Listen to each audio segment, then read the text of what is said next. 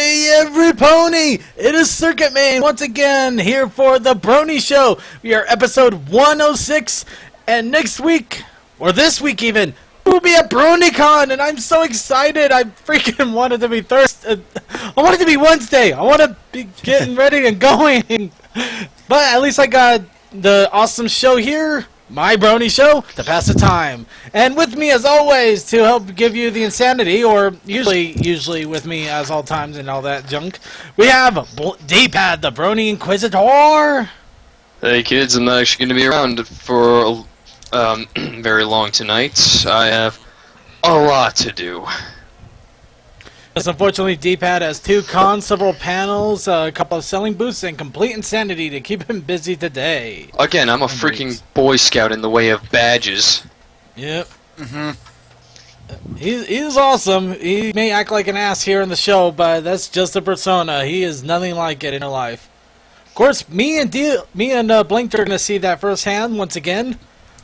Hey folks, how you doing? Mondays they suck. I have a bit of a headache. I finally from a goddamn Advil or Lee or whatever the fuck it is I just took. Again, so hopefully I'll be a little bit better promise. later on.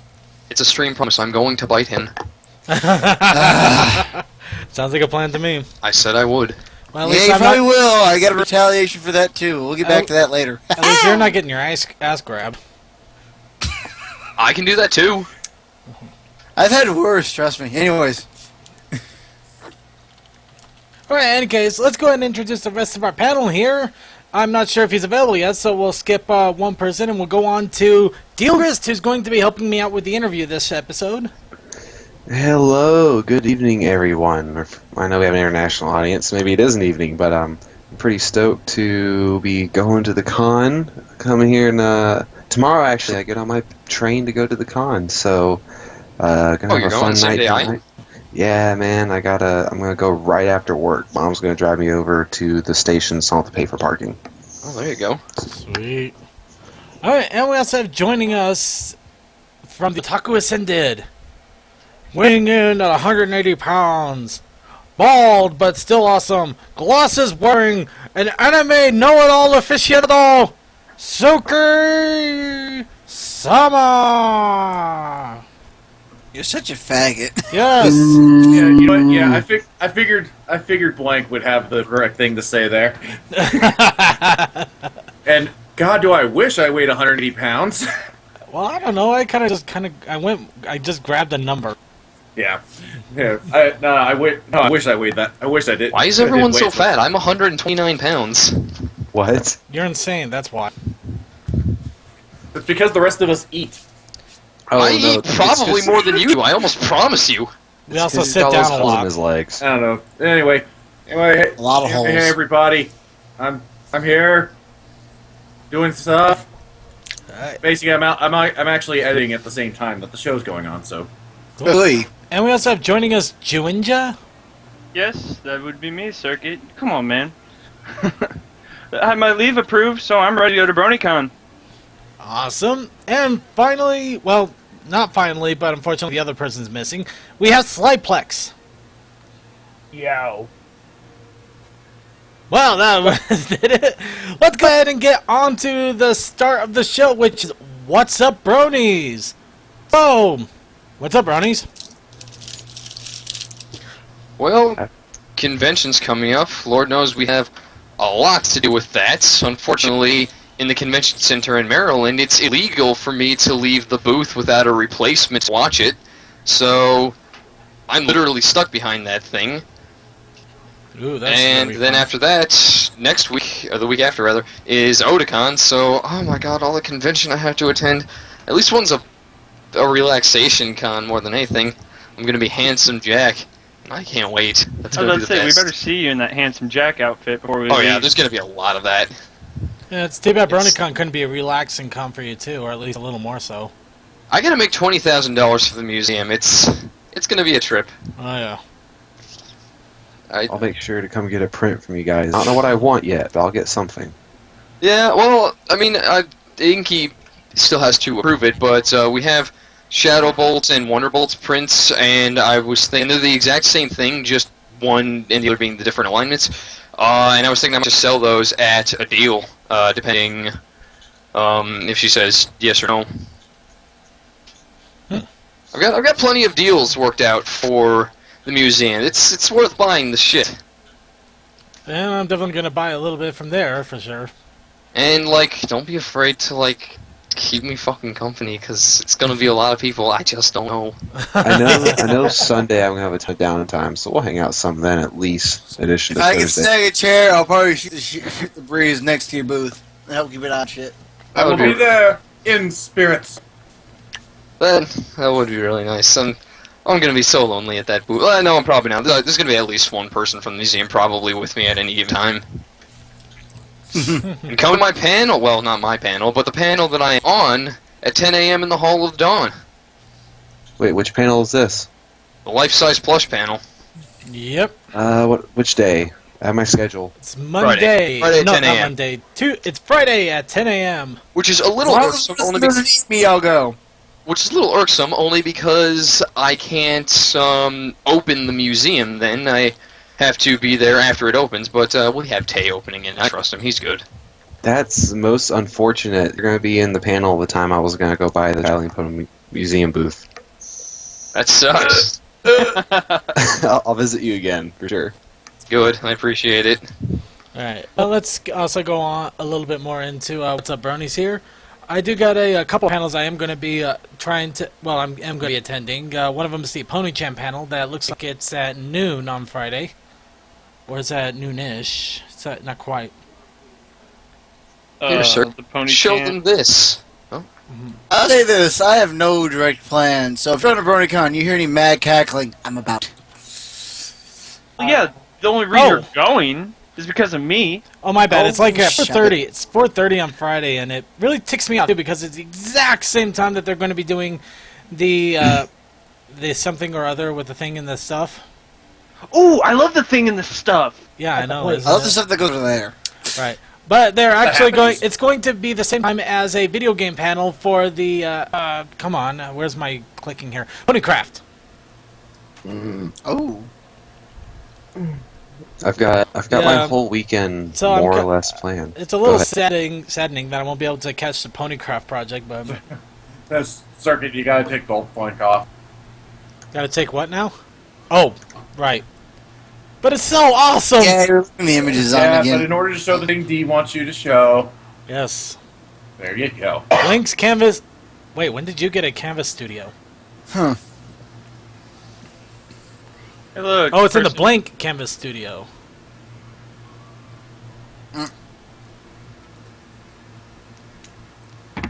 Sweet. Okay, let's go. And also with What's Up Bronies, obviously, don't expect too much out of the stream here in the next couple of days. After the next couple of days, I am going to be working on getting the rest of season 3 done and over with, since we only have about 7 more episodes to go. But I think Blinked, are you gonna still be able to do Inkwell on Let's Playing in Inkwell on Wednesday? I'll make sure I'm not fucking muted. Am I muted? No, No. you're not. Okay, Weird. good, because my fucking headset's being stupid again. No, I do plan to do a little mini Inkwell on Wednesday, and the Let's Play is a bit shaky, because I'm going to be basically getting everything finished up and ready to go for Thursday on Wednesday. But I'm definitely going to have time for the little Inkwell. In fact, I'll probably make it 2 hours, since there's definitely no way in hell I'm going to be doing an Inkwell on Friday.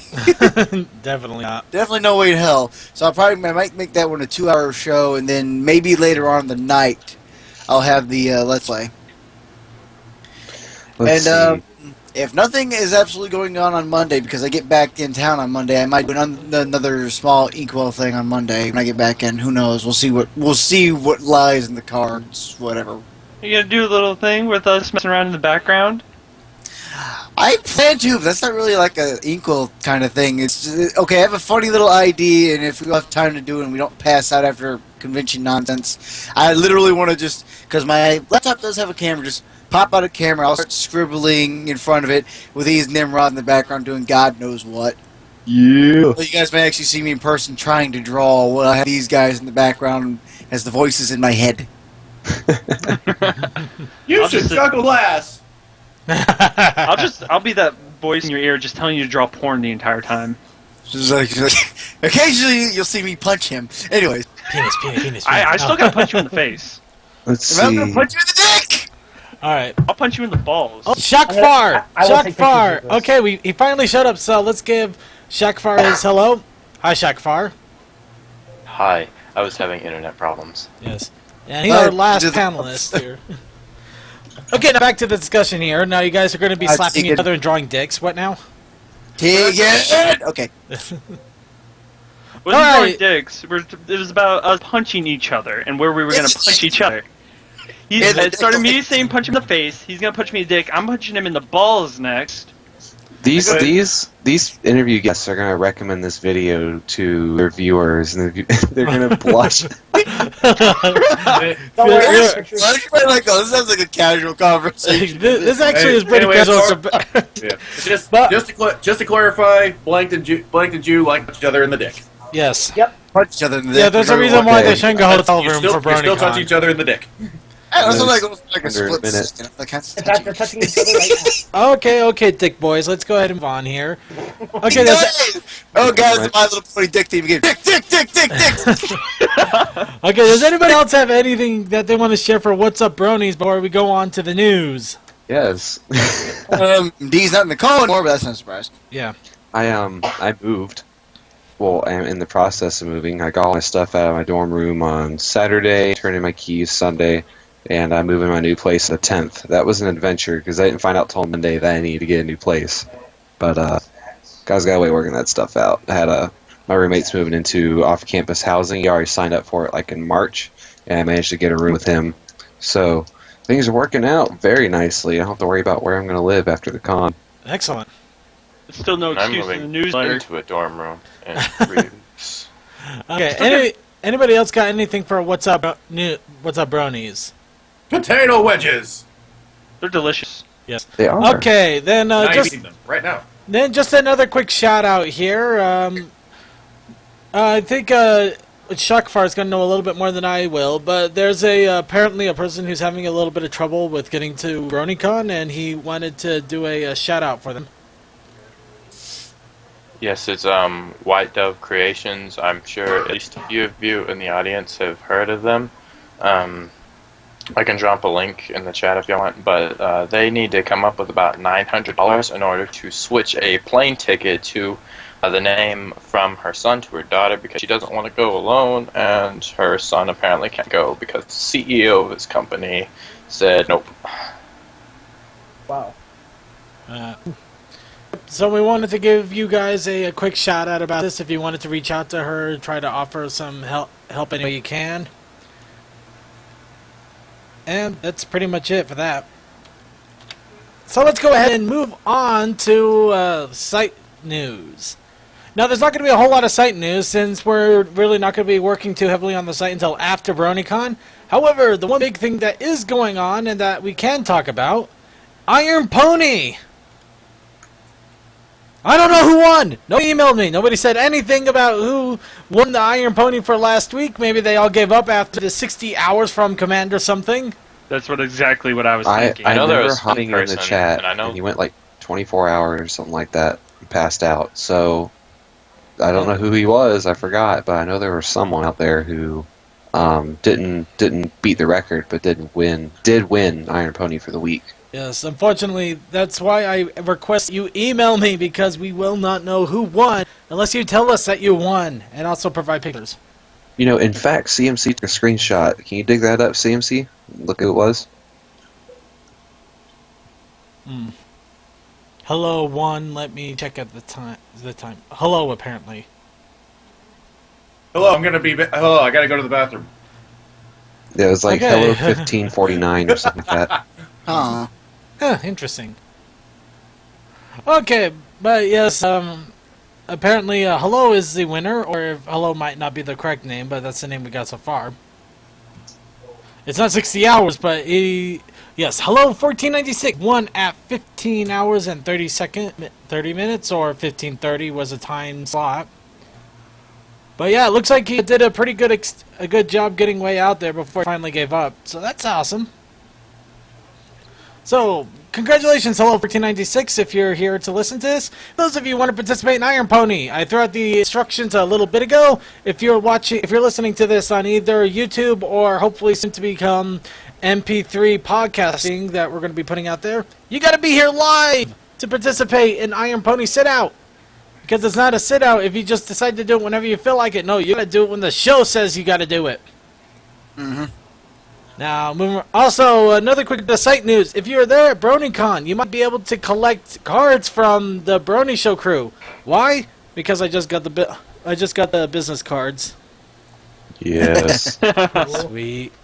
He needs to have those on his person at all times. Yeah, he's probably going to be the most excited to have those. Well, let's go ahead and move right along to merchandise. First off, We Love Fun merchandise, because they have really done some amazing things in the last little bit here. Of course, as We Love Fun, what do you expect? Well, I expect them to continue to do what they're doing, which I'm glad they are. First off, for We Love Fun, they have decided to expand their inventory to include leggings. Oh, look, there's Adventure Time leggings, too. But, you know, we care about the pony leggings. Why can't we care about both? No, we could care about the Adventure Time, but we're not going to mention care it too about much. about the Celestial leggings because Pops loved them.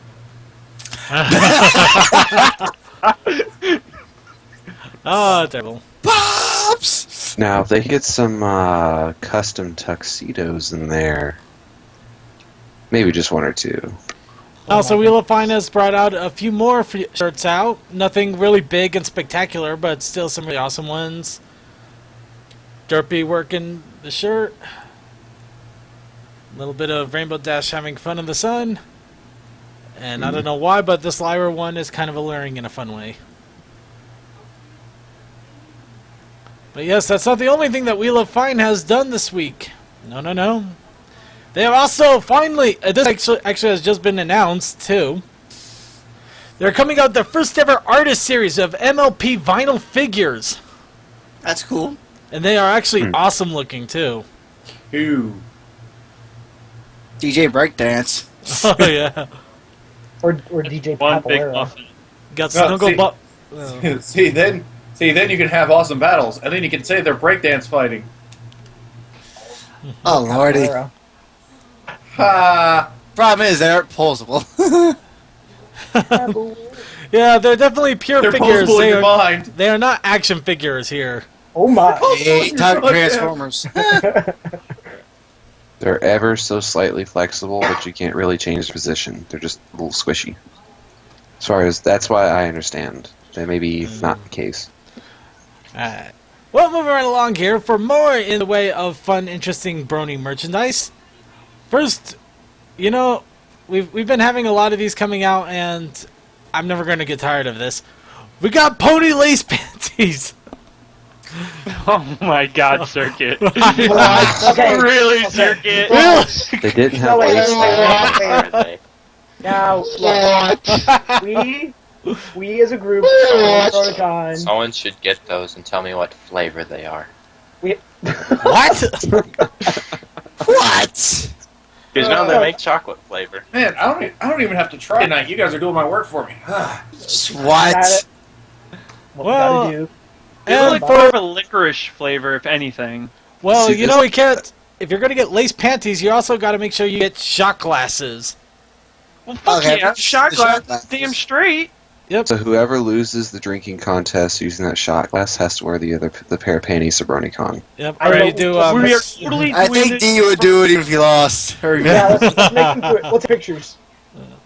We're totally doing this, guys. Why don't we make Liz do it?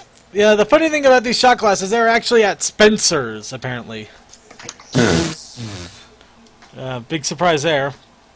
But for those of you who want something that's a little less risque or just Ridiculous. for fun of it all, you also got Brony pony headphones.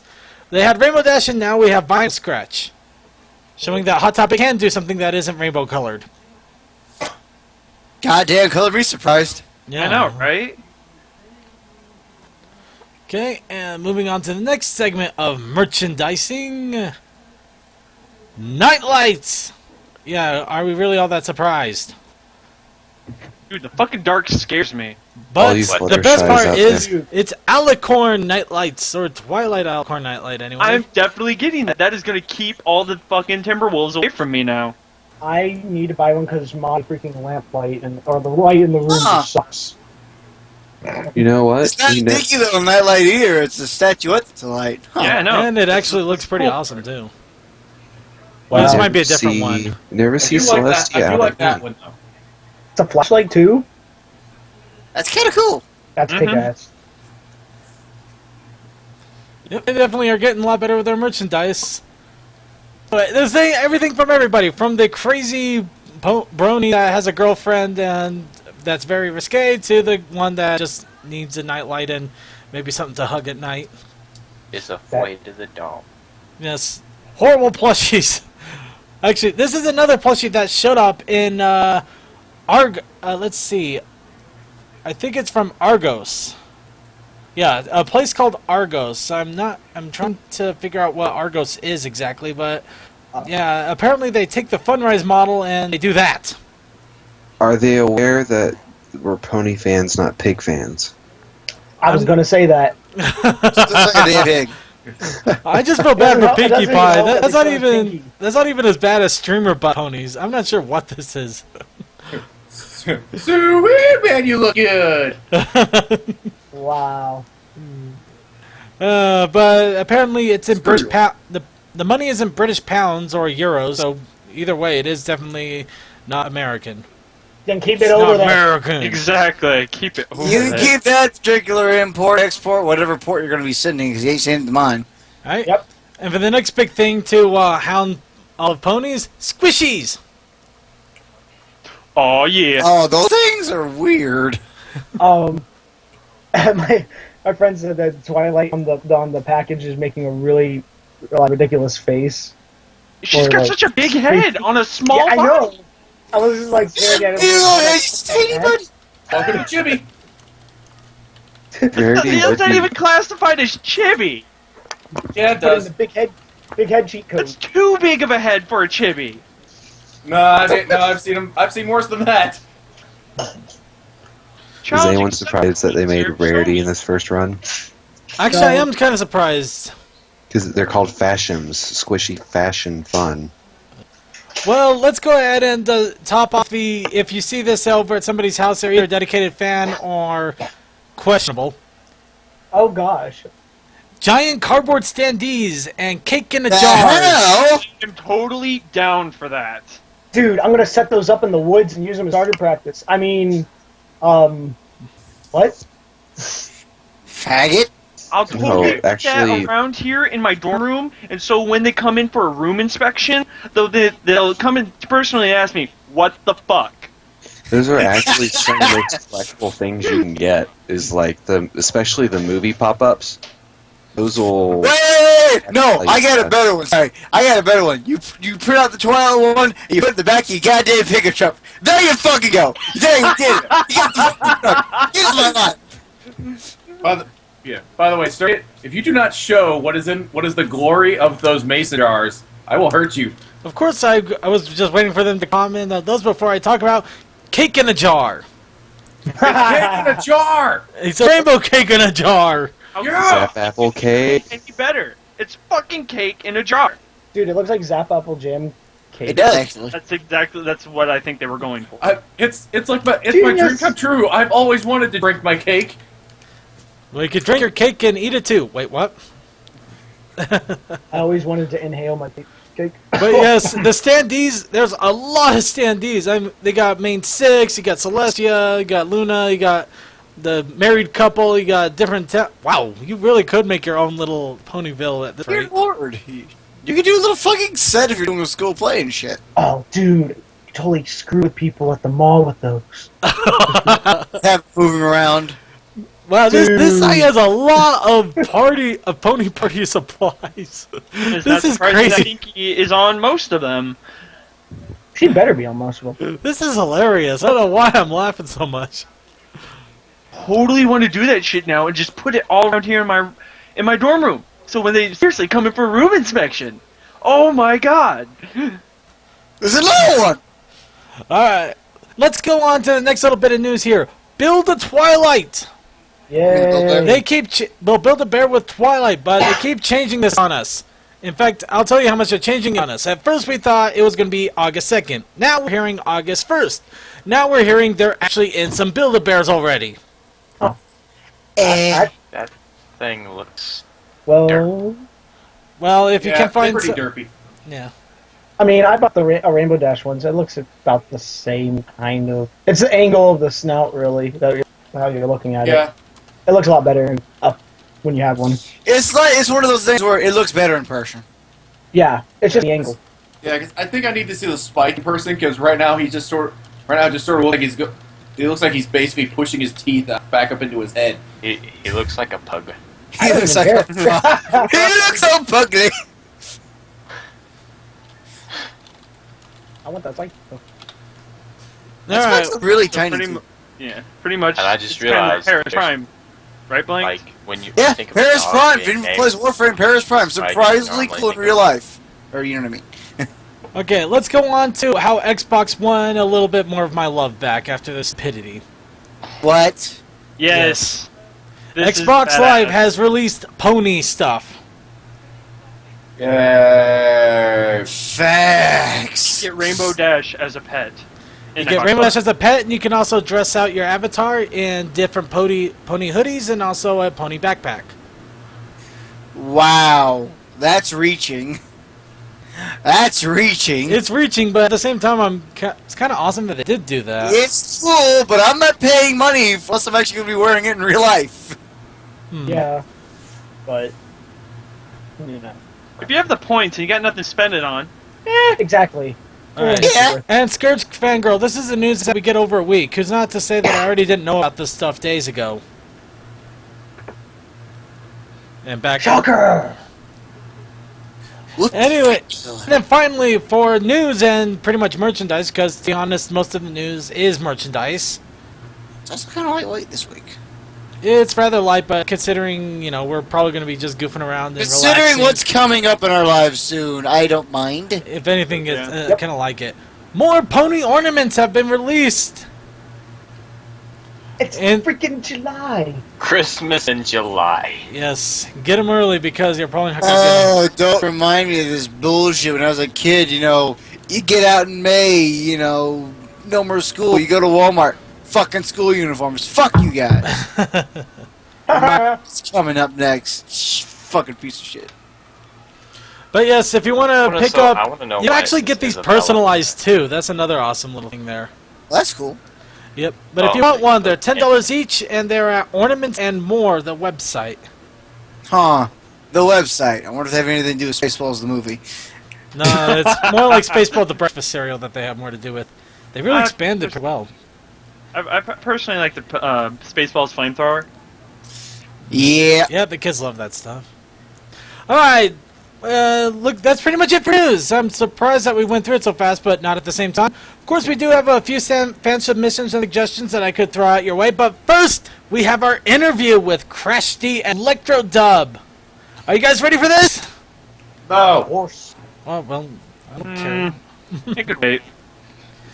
Alright, well, I'm going to go ahead and bring them in on the call here, and this time I'm going to ask that everybody except Deal and myself, obviously, will be unmuted, so we can go ahead and do the interview with both of them. Actually, we actually listened to some of their stuff in a bit of access yesterday. Nice shit. Really is good music. Yeah, it's awesome stuff. I wish I had a better chance to get more of it, unfortunately, but... Yeah, well, anyways, everybody meet yourself. You know the rules are kick your ass. Bring it, bitch. I'm fucking. Alright. Lectro Dub! Yellow? And Crash T, how you guys both doing today? Awesome. Doing fine, yeah.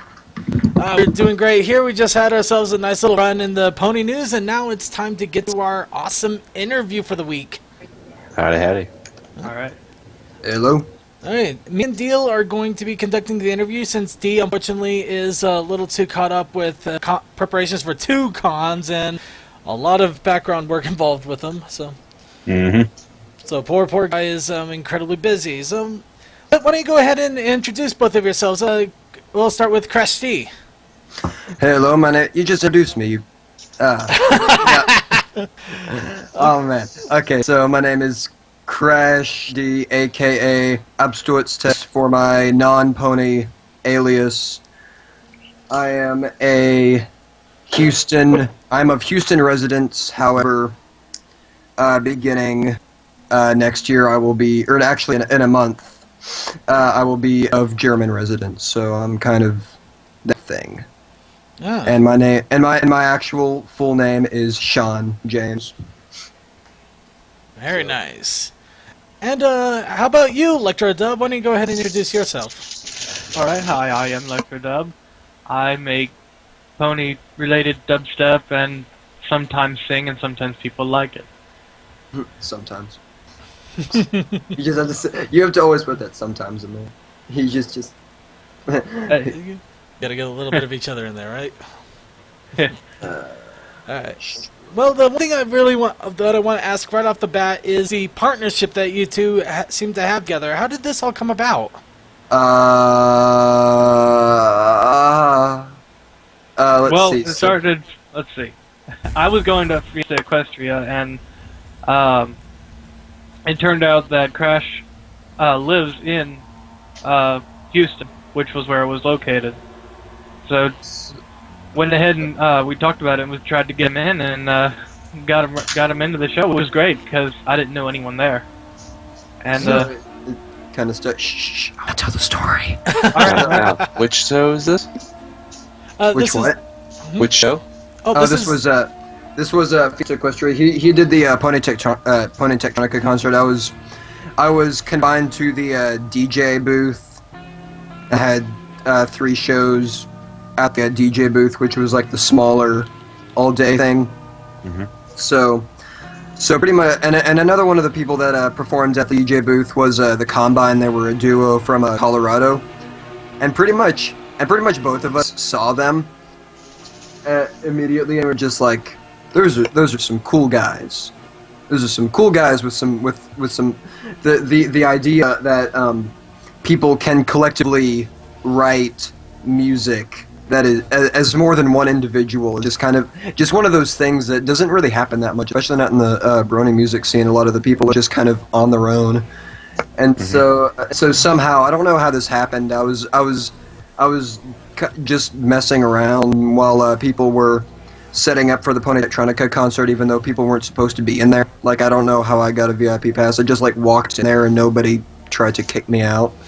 So we pretty much were just talking about, duos and how badass they were pretty much all the way through the setting up until he had to do sound check. And so pretty much what happened is I lent him my laptop to use for the show, and thus began a very nice mutual relationship of music-hood. Yeah, and that wasn't really where the duo was started. I didn't even think about a duo at that point. I was just leeching off of him. Thankfully, he was there to provide a laptop.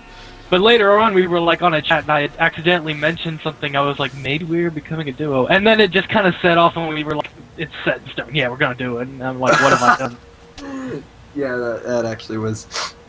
That was the turning point of it, where it was like, okay, yeah, this is more than an idea. This is kind of something that we may actually, we're gonna try to do this. So that's how that happened.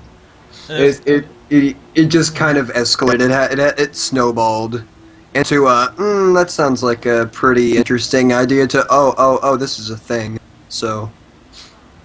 Well, it definitely works pretty well. I even think you got a really awesome duo name, just Crash D and Lectro Dub. It just kind of rolls off the tongue and screams awesome, It screams wubs.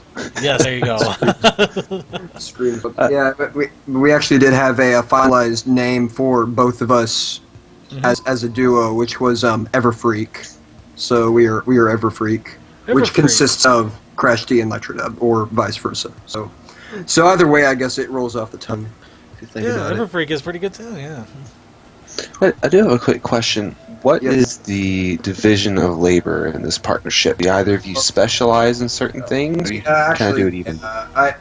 In fact, I actually sent it in text to somebody, and it was a really long. Here it is. Yep. Because we don't really have a set division of labor, but we definitely have a We are very, division of, very prototype right now. we have a we're very prototype in the sense that we're still messing around with how it will work, how the music production will work, but we do know that there are different divisions of what we are better at. For instance, well, okay, I guess you could list yours first, because I don't want to speak for other people in case I like do something wrong, but pretty No, much. I think you got it pretty spot on. So what? Okay, I think you anyways. got it pretty spot on.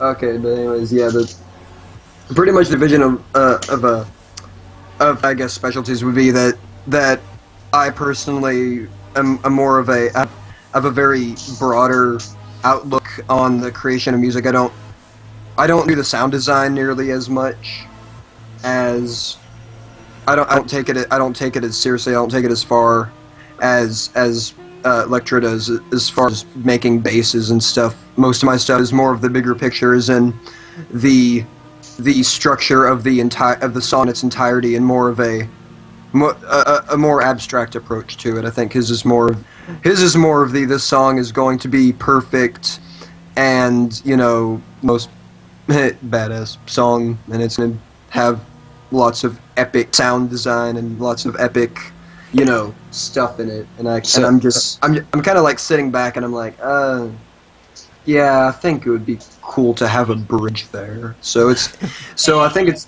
just various I think just different outlooks on the song itself.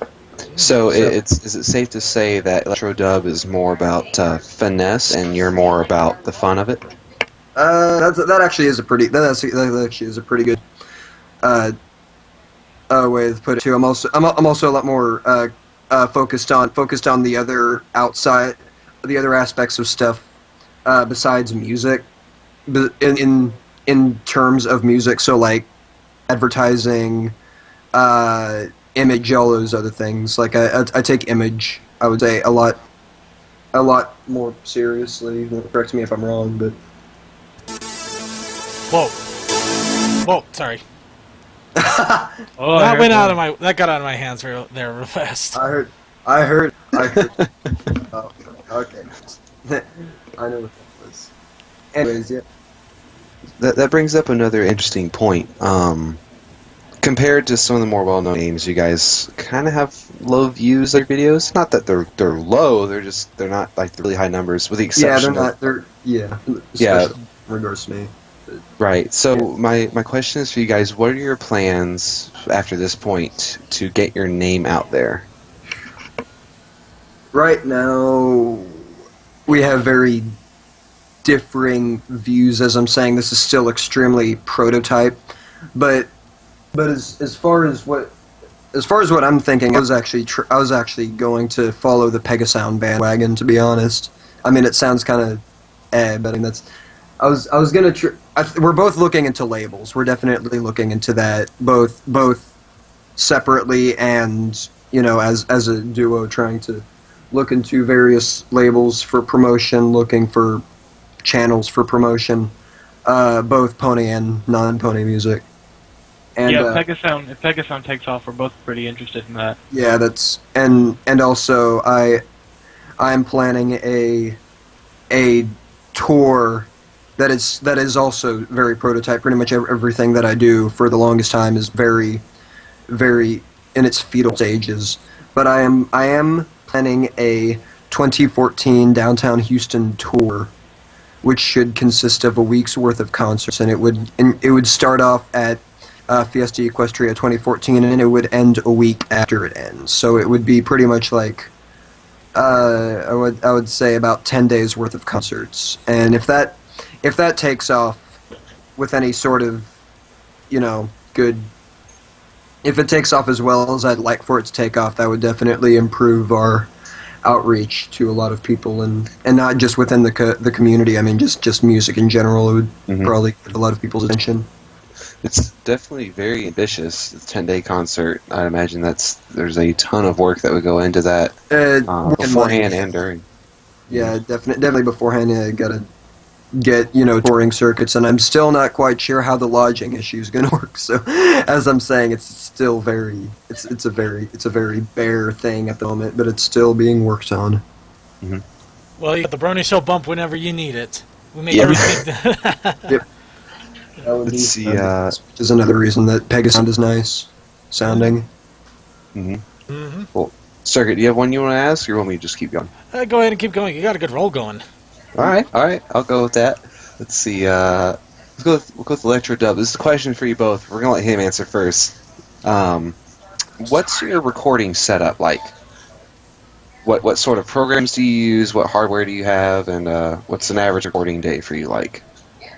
I use FL Studio and occasionally Mixcraft, and I've got like Massive and stuff, and I have a couple microphones and like a small Nano Key MIDI keyboard, and that's about it. Oh, and I got a couple guitars too, but I haven't used them much. But average day for me is like mostly sleep, and then a couple hours of music, because I hardly get anything done. But like then there's some days where like all the stars align and everything comes together, and something like Fallen is born out of nowhere. And that's like, it's funny too, because like some of my songs like Trixie took like 4 months to make, because I just ran out of ideas to do. But Fallen took 2 days. So it's a very varied process. And Let's see.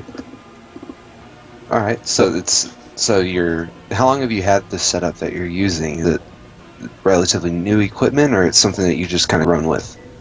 It's stuff I've acquired over time. I've been doing this for about, I'd say, 6 years now. And it's only in like the last year and a half I've actually been doing this or sort of semi-professionally. All right. And how about you, Crash D? Just as far as my setup, I use Reason 6 and use Thor synthesizers a lot. I do have a recording mic, however, I do not use it due to the fact that I don't sing. It's more for recording sounds, because unlike most people, most of my music isn't done through synth design. It's through resampling of noises that I've collected. So I usually take already existing things, just kind of morph them into other things, and so I got Reason. I use Audacity sometimes for vocal editing, because Reason isn't too great at that. I have a drum set in here that's used every now and then, because I'm also a percussionist. However, I don't do it with nearly as much proficiency as I do electronic music. And then I also have 2 different pianos, keyboard type things in here. I have an old as dirt Casio synthesizer. It's not MIDI at all. And then I also have an electronic organ in here. So is your process kind of like the way synthesized sounds first came about? I'm ill-informed of what I'm trying to articulate right now, but like when synthesizing sounds first came about, it was a really big deal, and I went down a question down a road that I really didn't know what I was talking about. It's just we'll just move on. I have to plead ignorance on that.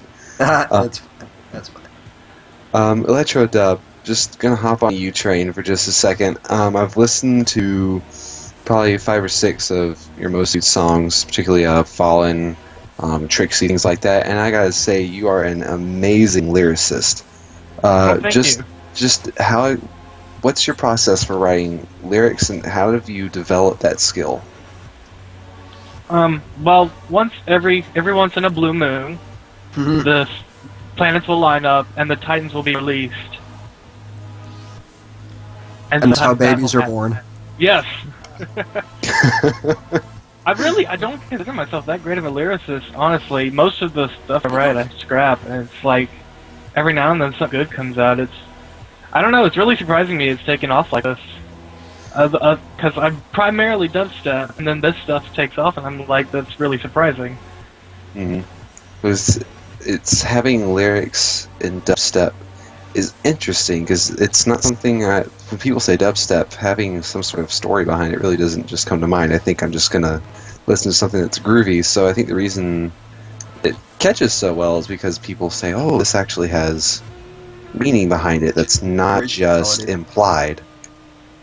So, I mean, your words flow very well. You've got good timing. You know, there's, of course, the little critic in me comes out and says, maybe this or this could change. But when you listen to the song as a whole, you always make it work. So that's always that's it. Like I can't in my way I can't stand hearing lyrics that are just kind of thrown together like you'll hear in some rock bands and stuff and things like that. Like I aspire to write like Shinedown or someone. If I'm gonna write something, it needs to be coherent, very well written, and tell a story. I'm not gonna have anything less than that. Mm-hmm.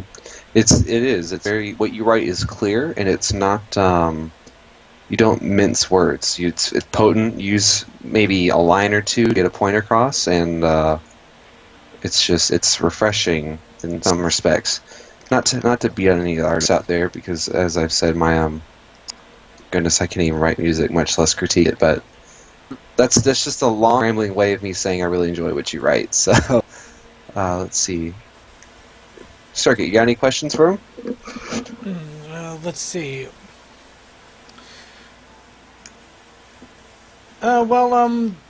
Just to get it, since you guys have a lot of experience with music and you've done quite a number of songs and they're all really good songs. Do you have any ideas or thoughts that you want to give to anybody out there that's aspiring to become a musician or a dub artist or just like banging pots and pans together? I would say, well, this is coming from me.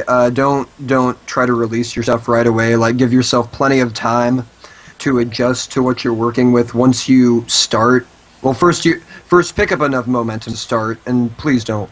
I mean, I'm gonna sound kind of a bit of jerk saying this, but please don't pirate your stuff. Like, support the people that make this process possible, and secondly,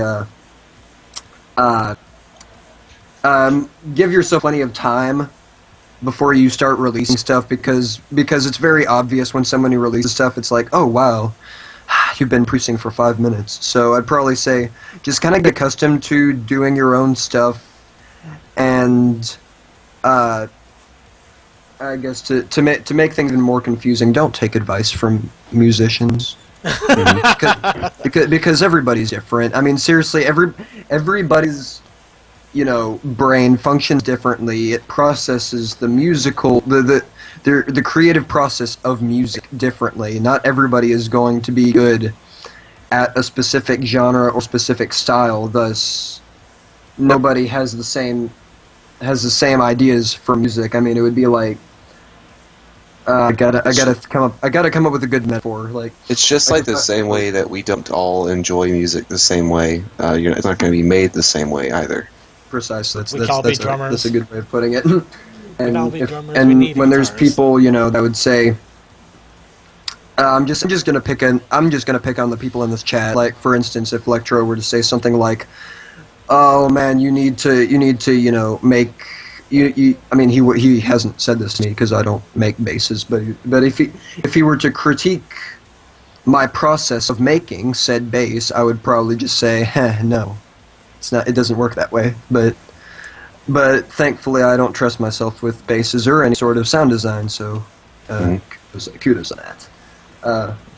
I would also just say, just enjoy yourself. Like this is actually something that both Electro and I have discussed, that music production starts going down a hill once you start having, once you start having fun with it. No, once the fun starts losing its fun. When you take it serious to the point that it is no longer an enjoyable task to make music, it is no longer going to be a good song.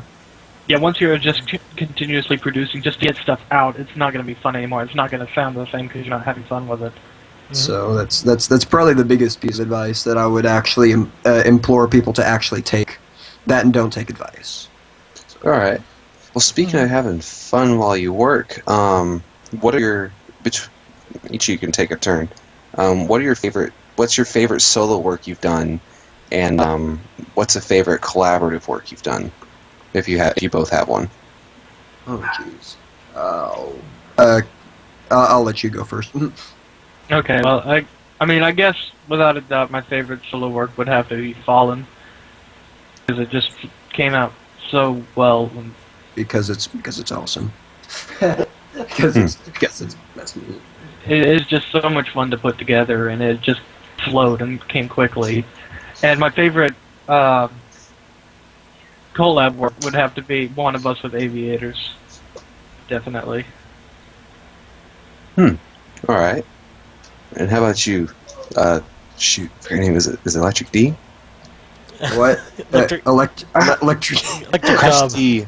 Oh, No, goodness. Crash D and Yeah, Lectro so- Dub. Yeah. I'm sorry, my name is weird. But anyways, oh jeez, that's a tough one. I would say my favorite collaborative work is probably The King, which was actually a rap song. I don't usually do that. It was a collaborative song with Wootmaster, who is also yet another guy that I met at the convention. And it was a sombra chrysalis sort of rap. It was the first thing that I made that ever got onto EQD, so it was just kind of one of those things that took off quite well. And as far as my favorite solo work, I'd probably have to say either Simon or Quinology, and those are two.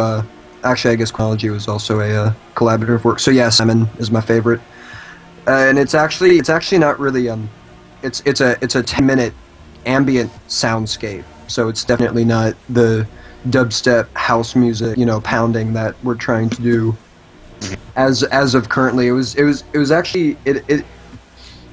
I wouldn't say it's my best sound design or it's my best anything as far as production goes, but it's just kind of personal to me, for the sake that I wrote it. I wrote it after one of my pets died from some sort of really bad form of cancer. Mm-hmm. So I was, and it was like that childhood pet that everybody gets so attached to that wasn't like a goldfish or something. And so I actually was like, you know what, I'm just gonna immortalize my cat and I'm gonna write a song about him. So I walked over to a Hastings bookstore / cafe when it was still in business, and it was raining at the time, so it was just one of the most amazing feelings writing it. I just had so much fun writing it that the final product didn't bother me nearly as much. But it was definitely it was very enlightening. I thought it just kind of was. I definitely put the most emotion into it, I'd say, even if it isn't heard by any other person. If you can't hear the emotion, I can hear it. It's like the guilty pleasure song that I listen to. Mm-hmm. Because I know a lot of musicians do that. They listen to their own music. They're like, "Wow, this is my jam." So yeah. Well, you gotta be able to enjoy your work. Okay, there we go. People who draw will make stuff and they're like, "Oh, I hate my drawing," because they're sitting there critiquing it afterwards, just nitpicking it. And I kind of know where they're coming from as a new artist, because I sit there and I'm like, I wish I did this better. But there's some drawings where you just sit there and you're satisfied with it, and it's good to hear that there are other people who are like that, and they're not just weird somehow. Yeah, I don't know. Different medium. I don't know if other musicians listen to music as much as I do, but I'm not gonna produce anything that I wouldn't listen to myself. Mm-hmm. Yeah, same thing here, unless it's just really old stuff that I'm ashamed of. But if that's the case, then it's probably deleted off of my computer by now. So. Well, if you liked it enough, you went through the process of making it, which probably took you about 500 times listening to it. If any indication of what it does to write or draw takes. I'm falling apart here. Anyway, let's see. I know I had another question. Oh, related to your comments earlier, Crash D. Yep. When the artist or electric artist or any musician is first starting out, do you think it's all right for them to start off with a remix to get their feet wet, or should they try and do something of their own completely? I would say do whatever they think floats their boat the best. If they want to, if they want to structure something off of what is already existing, and they think that that's a good crutch, then I would say go for it. I mean, do what you feel like doing. Music is a very instinctual process. I wouldn't be dictating. Oh no, you got to do a remix. You got to do it. Mm-hmm. But I mean, it's either way. I would definitely say doing remixes is a very informative way of seeing how other more, I would say better musicians, you can kind of get on first-hand experience seeing, how better musicians structure their stuff. Thus, you can better your stuff. But it's completely. I mean, if you don't want to do a remix, then there's nothing. There shouldn't be anything saying, you got to do a remix or else you're not going to get good. Because I mean, after a certain amount of time and effort, no matter who you are, you're eventually going to get good at it. I mean, it may take you 50 years, but it'll happen. Also good isn't a set state. It's different for everybody. What one person thinks is good, another person thinks is crap. So. Mm-hmm. So yeah. Rambling. All right. Okay. Let's see. I got one or two more, but if Circuit would step in and do some for him, I'm going to open the door for him for just a minute. All right. Okay, there's one big question that I do have. I'm not sure if that was answered or not. I don't believe it was. How do you get inspired to write your music? I mean, what do you do to just get yourself right in that music mood, or do you just sit down and go for it? Ponies is inspiration. Indubitably. Yes, Pony's definitely good inspiration. Yeah, it really depends. I mean, there's certain times, I would guess it depends on the style of music that you're going for. If you want to, and I know that there's actually a process that I undergo to do the more laid-back music, and I basically just put on Rainy Mood forever, and then drink some sort of Chinese tea, and then I'm like, all right, I'm gonna stay up until ungodly hours working on this music. So you basically have to just. You kind of have to force yourself into a certain mindset, I'd say, but I guess there are lots of different ways to get yourself into said mindset and stuff. I know sometimes if I'm really eager to get on a project, especially stuff like this, I really don't think twice about trying to actually get myself into a musical mode. I'm just like, let's go for it. So that may be why I haven't contributed anything good yet. So. Whoops. Yeah, it's funny, 'cause I'll have, right before I go to bed, sometimes, I'll open FL Studio just once, I'm like, let me screw around a little bit. And then, 30 minutes later, I fall asleep or something, and then I wake up, and I have, half a song, and I'm like, where did this come from? The musical what's that mythical creature? Harpies just showed up I guess, right I for don't you. know. Harpies. We'll just go with Underpants Gnomes. Fall asleep, music writes itself, profit. Dude, MIDI gnomes came in through your window. Yeah. That would MIDI gnomes, I like that. MIDI gnomes. They also give me they also steal stuff from my fridge, but you know what? It's fine. I mean, it's Gucci as long as they they'll give take me the music. stuff they'll probably take the stuff that's expiring anyway. Yeah, probably. All right, Deal, you got your next question set up?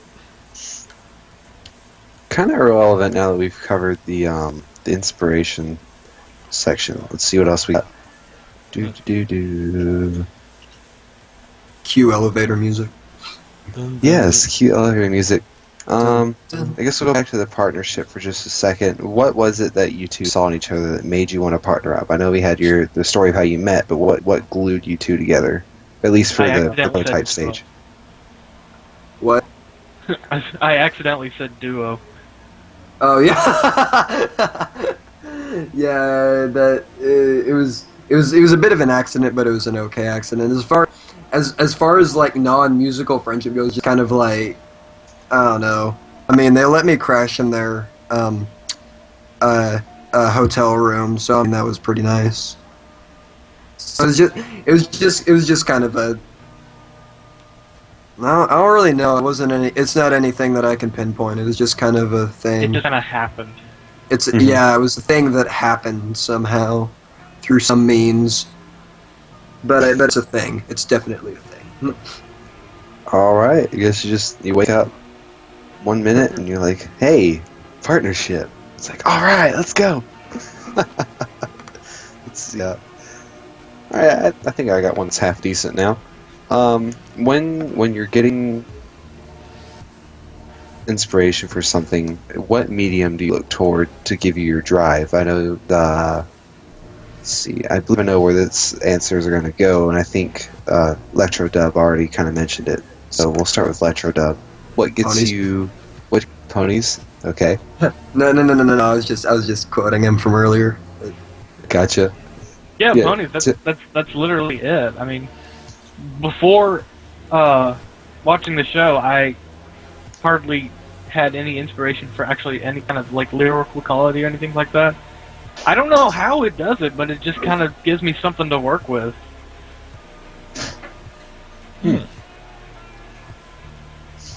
All right. We'll see. Circuit, got anything else? I think I'm drawing close to a blank here at the moment. I mean, we do have our generics to ask still, but that's stuff the panel can do. Well, we can.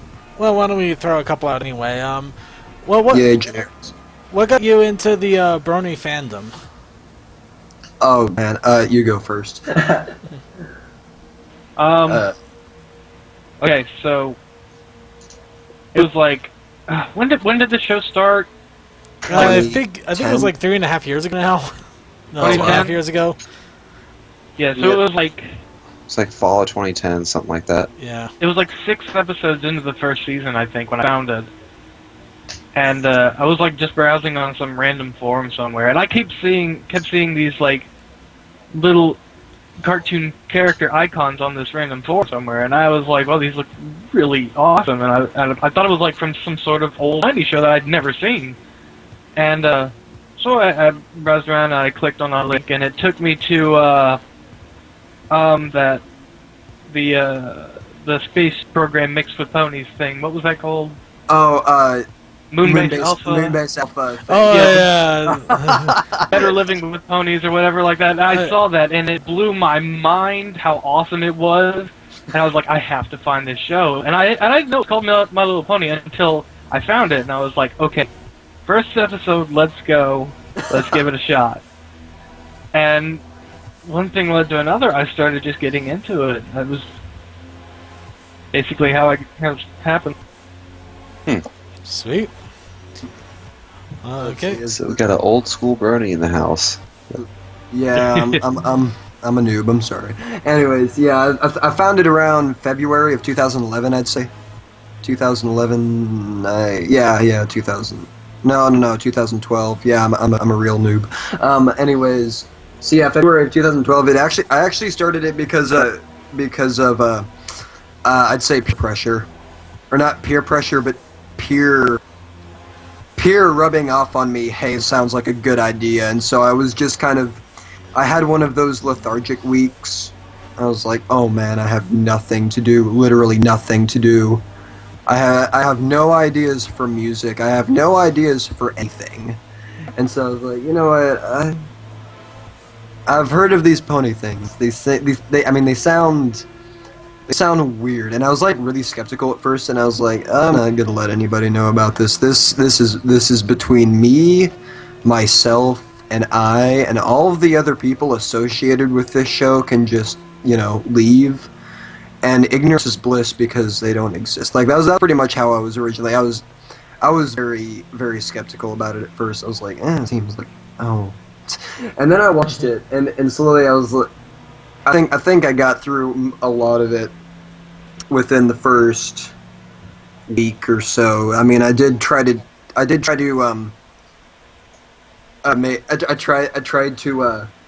make it a bit. I can't brain. I tried to pace myself, so I didn't watch them all in one night and then be a train wreck. But I did definitely watch them at least 5 or 6 a day, and I was slowly going, you know what? this actually isn't that bad. Like, this isn't actually all that. Like, because I was very self-conscious, and I was very, oh, what are people going to think of me? And then I was like, and then after I watched it, I'm like, you know what? I'm not actually that self-conscious anymore, due to the fact that if I try to explain it to anybody who doesn't understand it already, via having them watch the show, they'll agree with me. I actually have found the most surefire way to explain it is when they ask you why you like it. You're just like, okay, did you watch Finding Nemo? And they say yes. Did you enjoy it? Yes. Okay, same deal. Good musical score, good animation, good characterization. That's all you need to know.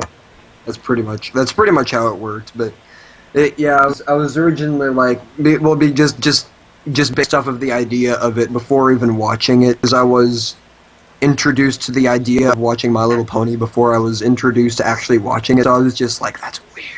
That's weird. Weird. But then I was like, oh wow, this is interesting. This is actually pretty.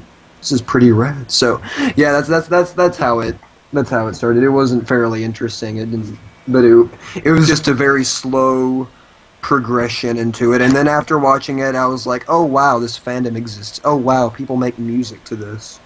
So I made an alternate alias, especially for pony music. And then I guess a year after that, I was like, wow, making aliases is really fun. So I made like 50 more. So yeah, ooh. I have multiple personality disorder. Anyways. So. All right. Well, then we will move. Actually, I'll go to my standby question. What piece of content, either from the show directly or from the fandom, has given you the most feels? Oh man. Oh. That's a tough one. What? Huh? That's a tough one. Ah. Oh, okay. I thought you said episode 1. I'm like, there's absolutely nothing depressing about it. I thought he said episode 4. I'm just like, which one? Oh, not necessarily depressing. Maybe it made you squeal like a little girl, but whatever it was. No, well, I mean, sadness is just a very strong emotion, and I like to act on it. So, I would actually have to say, like, I know this is the most standby, stereotypical thing to hear, but I'd say My Little Dashi. I mean, I really would, truly. I felt honestly. that coming. You saw that coming. Yes, I know everything coming. Only reason is that I actually live streamed it the first time I read it. Like, I was like, I hear this is so sad, but I just don't find things to be sad that much. And so I just basically live streamed it, got, I guess, 10 to 20 people to watch over the course of however long I was watching it or reading it. Dang it, I'm dumb. Anyways, so it has a bigger effect on you if you read it out loud, I found out. And I put like the sad violin in the background, and I played it ever so gently while I was reading it. And then I was like, oh man, this is depressing. Oh, so yeah, that was really kind of that was just one of those things that happened that I was. It wasn't sad to the point that I was bawling, but I was still just like, oh man. So I mean, it was. I don't know. The fandom pretty much in and of itself induces lots of, happiness, especially going to conventions. I mean, there's a few neckbeards there, but I mean they're nice neckbeards. I mean, they're people that I actually like and I can appreciate, no matter how much Reddit or anybody else hates them. They're cool people. So yeah, going to conventions is also just kind of one of those things that I'm like, wow, I'm surrounded by rainbows. This is so rad. So that's the polar opposite of My Little Dashi. So I'm just kind of like, nice people and nice merchandise and nice ways for me to drop lots of money and not feel any guilt because I'm supporting small companies or something. I suddenly feel like I need a shave. Say what? What? I got a little beard going on. Yeah, well, I mean, I'm not glorifying neckbeards. I'm just saying I don't have the same hatred for the. I mean, there's people that will stereotype us to that. I'm like, I mean, that's a very inaccurate stereotype, but I mean, why do you hate those people so much? I don't get it. It's the internet. Some people just gotta hate for the sake of it all. Yeah, it's the internet. They need to hate stuff. They need to hate on Apparently, I still have yet to figure out why the internet hates headgear as well. They hated my hat. They probably hate it because they can't find any good ways to make porn of it. I don't know. That's the only way that at the internet feel my wrath. I can't make hat porn. Yeah, that's pretty much how the internet. That's how the internet functions. Pretty much guaranteed. So yeah, that's a viable theory. Well, I'm glad I came up with it. Now I'm going to try to forget it. Moving on. Lectro Dub, what was your feels moment? Yeah. I guess if we're talking about like fics and comics and stuff, anything ponies growing old is like ultimate feels for me. Oh yeah, that's. I've run That's across like that. That's pretty. That's like my heart puncher there. Like I remember reading one fig back when I had the time to read figs. That was elderly Pinky going around to her elderly friends and spending time with them, and it was just the saddest thing I'd ever read. Oh. Next to My Little Dashie. Next to. Like they're on par, really. Mm. Well, I must read that. Then you must link me. I wish I could remember what it was. Party pooper. Anyways. Questions. Yeah. I love answering questions. People are genuinely interested in what I have to say. This is a new thing. Questions. Okay. Well, let's go off to the big question here. Who's your favorite? Oh! I think we'll go Crash D first since he's choking on himself. Background or main six or what? We'll go main six and then I'll open it up to everything if you got a background that actually trumps the main six. Okay, well, as far as the main... Okay, I'm just gonna assume that everything that I say is going to be very stereotypical because it is. Favorite main six is Fluttershy, definitely. It's because I really like her voice. I really like her main. But anyways, you know. Mm-hmm. Anything else? Let's see. As far... Okay, well, it's good to know that I made Dial happy. Deal, don't know how to pronounce that. Bah. Okay. Deal. Deal. Adele. Anyways, as far as the background things, I'd say more stereotypicalness and coming. I'd say Vinyl Scratch. I mean, even before ponies, I had like some weird obsession with blue hair, and I was just like, it's cool. I don't know. I find blue hair to be cool. I almost dyed my hair blue. Well, or I almost considered it. How about? I was like, it seems like a fun idea, and then I actually thought about what I'd look like with blue hair. I'm like, I'm gonna veto that. But I mean, it's still pretty. It's still a pretty.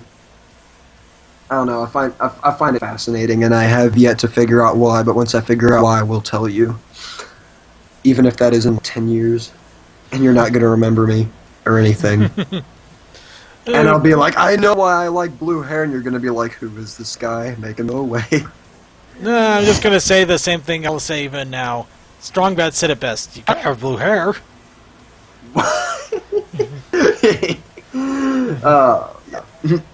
Yeah. Anyway.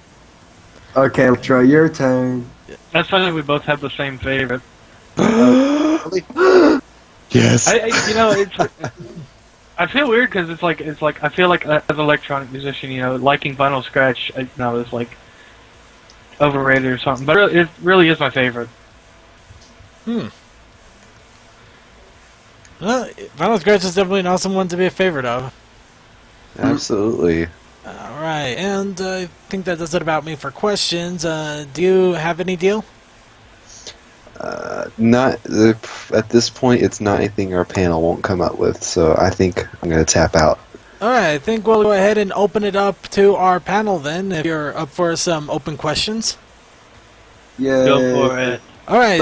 Alright, we'll open it up first to our side panel here. You guys can go ahead and unmute yourselves and feel free to ask questions of both Crash D and Lectro Dub. Just make sure if it's for one or both that you specify which one to go first, or else we're going to have some interesting talking over one another. I'm sorry, I can hear you over the voices in my head. What? I got a question for Electro Dub. Alright. I'm a big fan of Trixie, and when I heard the Trixie song, I'm like, what made him come up? What made you come up with those lyrics? What inspired you to do that song? Okay. Here's interesting. This actually started out as a self-insert because the whole premise I started with was actually my sudden rise of fame because of Tombstone. And like that's how the first part started out, was like a young magician with strong ambition could be a young magician or a young musician, and like learned this trick was me covering Tombstone's song, and it sort of the rest is kind of it kind of fit with the Trixie sort of ego thing, because my ego blew up, and after a while I was like, I can't seem to replicate the same amount of fans, because like the views on that video are so much higher than anything else, and it was kind of a sad down spiral too, because I was like really upset about not being able to recreate that, and I noticed I was trying to write that into a song, and I noticed the situation was similar with like Trixie, and I thought I could make a story out of that, and it sort of just went together like that. Interesting. So yeah, Trixie is sort of a self-insert. Okay. I've got one. Go for it.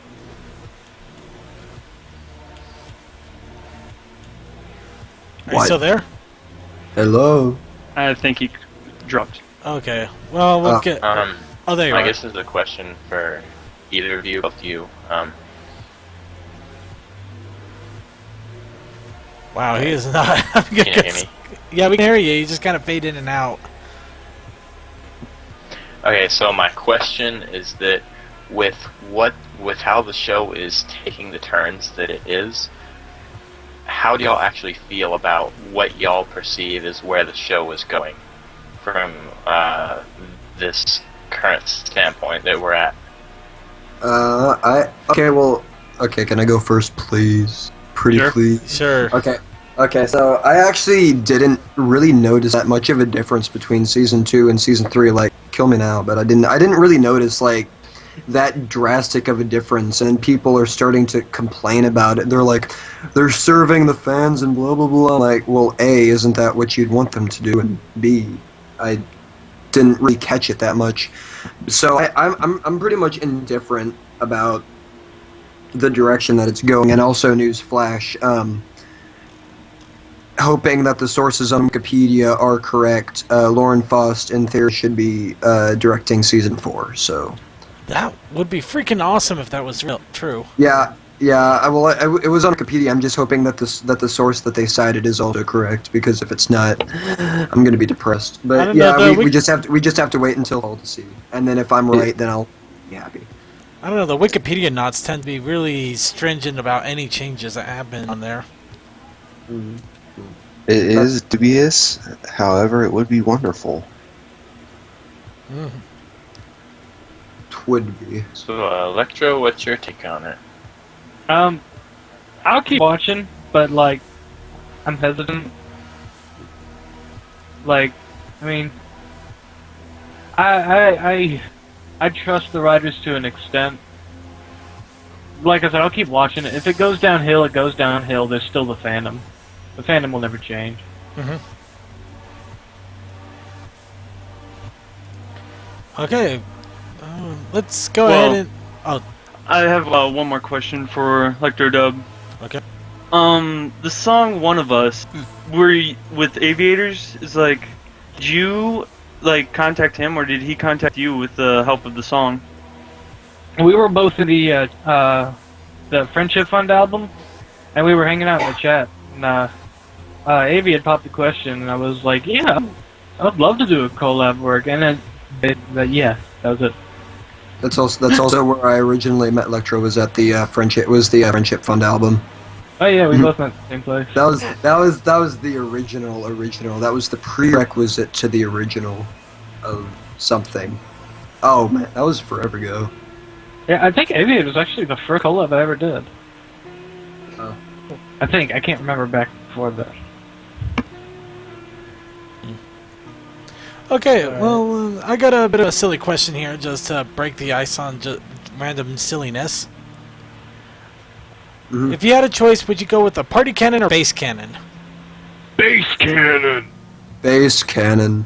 There you go. Two musicians right here. They know what they want. I mean, I have Dub in my name. Come on. That is tis true. Ah, that does that. Yes, that is. Mhm. And then apparently in the chat section we're talking about bleeding music. So, Not exactly. that's not fun. Okay, that should make it a little bit nicer here. Anyway, go right ahead. Somebody else have a question? Yeah, just a weird question. As I'm looking at your thing, Crash, your little symbol, and I can't help but think like it looks close to Silverhounds. Has anyone ever said anything about that? That like you might have ripped off that logo and changed it to make it look like a C or anything?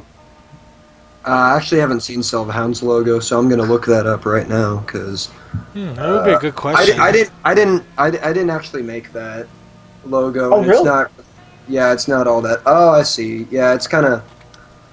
I can see the similarities, but no, I didn't make the logo. I just was like, it doesn't. I don't use it that frequently. It's not really anything that. Right. Nobody's really mentioned it actually. I didn't really realize it looked that much like it. Although I can see it now. Now that you mention it, I can see it. Thank you. Was it just hey, that font look cool? I'll use that.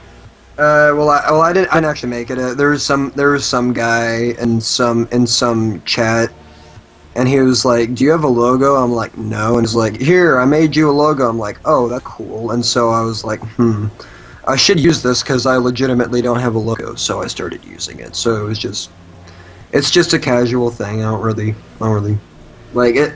I would be more concerned if somebody came up to me and they were like, "Do you think your fedora and gas mask are copying so and so?" And then I would be a little more perturbed, and then I'd be like, "Okay, who else is doing this besides me?" That would be the Joker. Oh, well, that just made me really depressed. Okay. Way to go, Deal. I hope you're. No, I actually don't know if he's ever done that get up, but it sounds like something he would do. The Joker has. You ever seen the very first Batman movie? Oh Lord! I don't know if he was wearing a gas fedora mask though. and everybody loses their minds. Oh. Okay, does anybody else have any questions here, or should we go ahead and open it up to our chatters? I got one last silly ass little question. I normally ask this in tandem with Circuit's BS and little shit. Muffins or cupcakes? Muffins. Muffin. It depends on what kind of muffin. It depends on what kind of cupcake. Blueberry muffin. Okay, blueberry muffins basically trump everything. I don't even care. So yeah, muffins. Like it doesn't even matter what kind of cupcake it is anymore. Like the only way that you would maybe be able to trump a blueberry muffin is if you had like a red velvet cupcake. Without icing, like just nothing but red velvet cupcake. If you could do, and it depends on how the chef pulls off either. So I mean, it's very, it must be to my liking. But yes, blueberry muffins are delish. So. Yeah, cupcake icing is actually too much for me. I gotta scrape that off before I can even eat it. Yeah, same. Cupcakes are just kind of like diabetes. I mean, they're pretty good diabetes, but still. All of that sugar. So much. Anyways, yep. All right, and anybody else have any questions before we throw it out? Chimichurri or cherry chonga? I will murder your face. Somebody was gonna say it. I knew someone was gonna say it. I will was about shoot you that in the around face that with a point. t-shirt cannon. Ow! Man, Close range, or is it you gonna be a little distance? I'm gonna miss him point blank probably, but you know. It's, You must yeah, have it's more whatever. than Yeah, I'll shoot him somehow with a t-shirt cannon. But I'm gonna make it like some really ironic t-shirt though. Look at him avoiding the question. Not enough. What? Yeah. Sorry, I'm getting off topic. Yes. Yes. Just a little. It's okay. Wait, I thought somebody was asking a question, like another one. and I thought I was talking over that. Okay, I'm confused. Whatever. Deal was saying, he was pointing out you avoiding the question. You're skillfully avoiding the question. Wait, what's the question? Chimichurri, Chimichurri. Wait. I don't know. I'm. Come on, isn't it obvious? You beat me. Chimichurri Changa. There we go. Correct answer. You get all the points. Actually, I preferred his first answer, which was I will freaking shoot you in the face. I preferred that. I kind of like that. Take a freaking short cannon to your face. Now it's just debatable what the right answer is. This is a very bad question. I'm disappointed. It's like when you go up to the teacher with the textbook and you're like, "Teacher, there's 2 right answers to this question." And they sit there and they quit their career because there's more than one right answer. There's no pick A The and right B. answer's the right answer. It's supposed to be the textbook is wrong. All right, let's. Oh wait, did they go both answer the question? Yes. Yes, Cool. they did. Okay, let's go ahead and open up to our chat room then. Chat room, italicized and underlined. If you have any questions for Lectro Dub and Crash D, the Everfreaks, let us know. We'll be more than happy to ask them. And if you don't ask any questions, then I say we did a very thorough job. That or you're all gay, whichever comes first. Oh. Can we choose the latter? I call gay and faggots all the time anyway, so there wouldn't be Take the anything ladder. different. I'm gonna take the No, ladder. you don't. D usually does. I do too on occasion whenever I'm running my show. Because these assholes don't ever give you any damn thing to draw, you sacks of shit. I fucking tell you. You're not a sack of shit, you sack of shit. You don't count, Juanji. You tell them to draw porn every time. Every No clue what's time. going on. What's Porn, going on? fucking porn. What's going on? The insanity, What's- apparently. What? John Madden. Madden. Okay, I think we actually pretty much covered it. We've only had one question, and it has nothing to do with anything. Well, maybe a little bit. Anyways. Have you heard music from Bionicle? No. Oh no. Alright, there you go. All right. What merchandise have you bought that you're most proud of? We'll start with. Oh, Electro Callie, Dub. you shush. Anyway, sorry. With who? Electro Dub. Does the con badge count? No. Okay. Well, I've got 2 of the official My Little Pony comics that my friend got me. That I think would probably be the most coolest part of the show I have. All right. Okay. Oh, we do got a couple of questions here in the chat now, or did Crash T had a chance to answer yet? The question. What was the question again? I already forgot. Oh, what's your piece of pony merchandise you're most proud of? Oh yeah. It was actually a T-shirt that I bought at the Fiesta Equestria Con. It was a Fusro Yay shirt, so it was like Fluttershy Skyrim crossover. Then I got Omnipony to sign the back of it, so it was just pretty awesome. So yes, that was probably the best piece of merchandise ever in the history of ever. Sweet. Like not even piece of merchandise. I'm pretty sure that's just like the best thing that I've ever bought. Period. Okay. All right. Alright then, let's see. First question is, see ponies in Friendship is Magic, yay or nay? Sure. They get -1 point because they didn't spell it N-E-I-G-H. 5 points from Gryffindor. Ugh, I hate that movie. Ugh, I feel already it'll fucking burn my mouth now. It's pure pain. I do not. Nope. No, I do not approve, actually. As long as the Shooby-Doo doesn't come in, I'm cool with it. No. You are. Okay, you know what? On second thought, now being reminded that Shooby-Doo is a thing, yeah, let them in. Just, Oh god, you imagine the remixes people would do to that. Never mind, oh shit. Okay, let's see. What are your most and least favorite musicians? Or do you have any? Oh, gee, we actually have to do this. Wow. do we have to? Okay, You can okay, dodge. I'm, You can dodge the second part if you don't want to step on toes. Yeah, this is just some wait, random is questions. it musicians within the fandom or just musicians? We'll go just musicians because they didn't really specify. Okay, Oh, good, okay. good. That's a lot better now. I can hate on people outside the fandom and fear that I won't die. Okay, so my favorite musician of all time would probably have to be Coven. He's a pretty good dubstep producer, and he also does some other more chill out tracks. He's been on UKF a few times. He's also the guy that we're planning on getting to master our music, assumedly. And okay, let's see, my least favorite musician of all time, for the sake of not stepping on any toes. Least favorite musician of all time. Outside the fandom. Access. No, just kidding. I'm not funny, Coleman. Baby, Okay, let's see. I'm pretty sure one of my least favorite musicians would have to be either Passage or Borgor, because I don't like either of those guys very much. Those are I'm choosing musicians out of the realm of music that I actually listen to. Like I could probably list off a lot of really bad hip hop musicians, but I'm not going to do so because I don't listen to hip hop.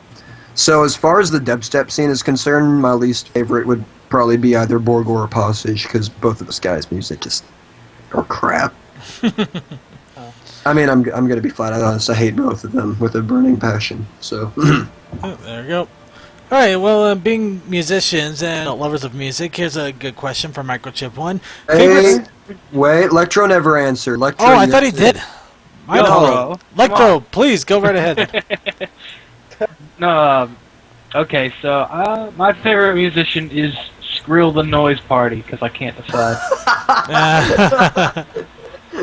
Skrill the Noise Party?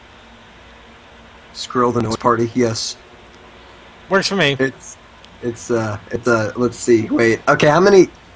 Okay, so that's Skrillex, Kill the Noise, and Night Party. Is that? There you Was go. there a fourth one in there?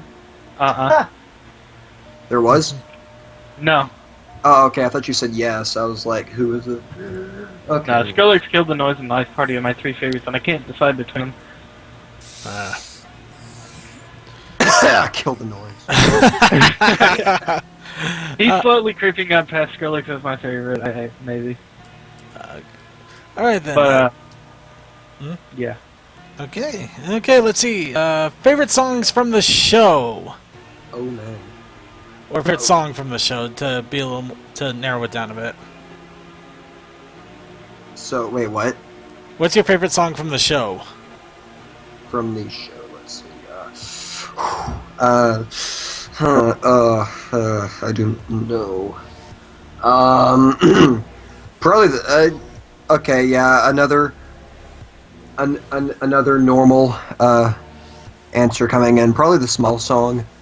Just because that was my alarm clock for a little bit, and I was like, that was the happiest moment of my life. So yeah, probably the Smile Song, because I woke up to that and I was like, such a beautiful day, and happy and smiles and rainbows and pink fluffy unicorns dancing on rainbows. So yeah, probably the Smile Song.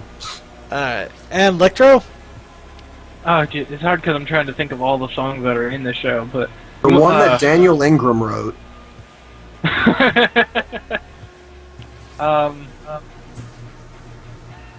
Evil Enchantress. If that counts. Oh. Does that count as a song? Oh, which one? Yeah, it completely counts as a song. Yeah. The one that Pinkie Pie sings about Zecora, Oh, and she yeah. gets like the weird swirly eyes. Yeah, that one's good. That one's Wait, I like that should constitute as a song if it doesn't. I mean, it doesn't. I don't think it has much of a backing track, but it's still best song. So. Well, it has been Except remixed, Smile so I say it qualifies. which version though? One that Pinkie Pie does, or the one that Fluttershy does? I like both. I like the one Fluttershy does too. I like The one that Fluttershy does, because Fluttershy is awesome. Yes, she is. Okay. Alright. I got back to Fluttershy is awesome, and that just made my day. All right, let's go. Let's grab one more question here, and then we'll go ahead and end the interview because this has been going on quite a long time, and I'm sure we don't want to take up too much more of your time here. Let's see. We're on night shift schedule, okay. Sweet. Let's see. Okay. Well, this is a kind of a weird roundabout question, but let's go ahead and throw it out. As someone who is hesitant to openly admit to being a brony, what kind of impact did the episode "Read 'Em and Weep" have on you? Which one was that? "Read 'Em and Weep" was the one where Rainbow Dash found got really into the book. The And book, yeah. She was like, I love reading, and then she was like, I'm an egghead. So yeah, that was that one. Oh, that was actually. Oh, okay. That one was. I actually liked kind of that sweet. one. I loved that one. That was a good one. That was. Bro. That was- That was probably one of my favorite episodes, except for maybe Lesson 0. Mm-hmm. I feel kind of bad now because that one was kind of weak for me. Really? Oh, that's depressing. And I really liked that one. Like that had like no impact on me whatsoever, except for like when she's in the bed and playing with the ball and stuff, trying to keep herself entertained. That was awesome. I can relate to that, definitely. Yeah, well, as I don't know. I don't think either of us have been particularly, faced with having to admit to being a brony. Like, I admitted to it. I just was reluctant to try it at first, yeah. So I mean, like, once I decided I liked it, I wasn't afraid to admit it. So I don't think it was that much of an impact. I don't. Well, I mean, it was an impact in the sense it was a good episode, but I mean, it wasn't. I can't really do it. I can't really express it from the point of somebody who's reluctant to admit that he or she appreciates a show. But I mean, I didn't know we were making that comparison. That makes okay. Yeah, that was the original comparison that was trying to be made, but I'm not quite sure how to answer it, so. It doesn't work for me.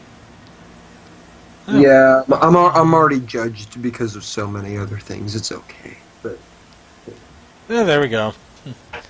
All right, well, we'll go ahead and wrap up the interview there. Electro Dub, Crash D, this was an awesome interview. Thank you very much for coming on the show with us. Mm-hmm. Thank you for having us. It was a pleasure. it was a fun interview. All right, we want to go ahead and give you a quick moment to shout anything you want, your little soapbox here, before we go ahead and let you go for the evening. We'll start off with Crash D. Do you have anything that you want to shout out? Anything at all? Okay, let's see. I want you. I as somebody who can decree stuff now, even if you people don't listen to me. Let's see. I want y'all to go crazy. Hey, come on. Okay. That is definitely a good shout out. We need music. Cue the music. Yeah, you have to cue the music. If anyone actually, I have to do that. Oh, here I go. Electro. Huh? Oh. Electro.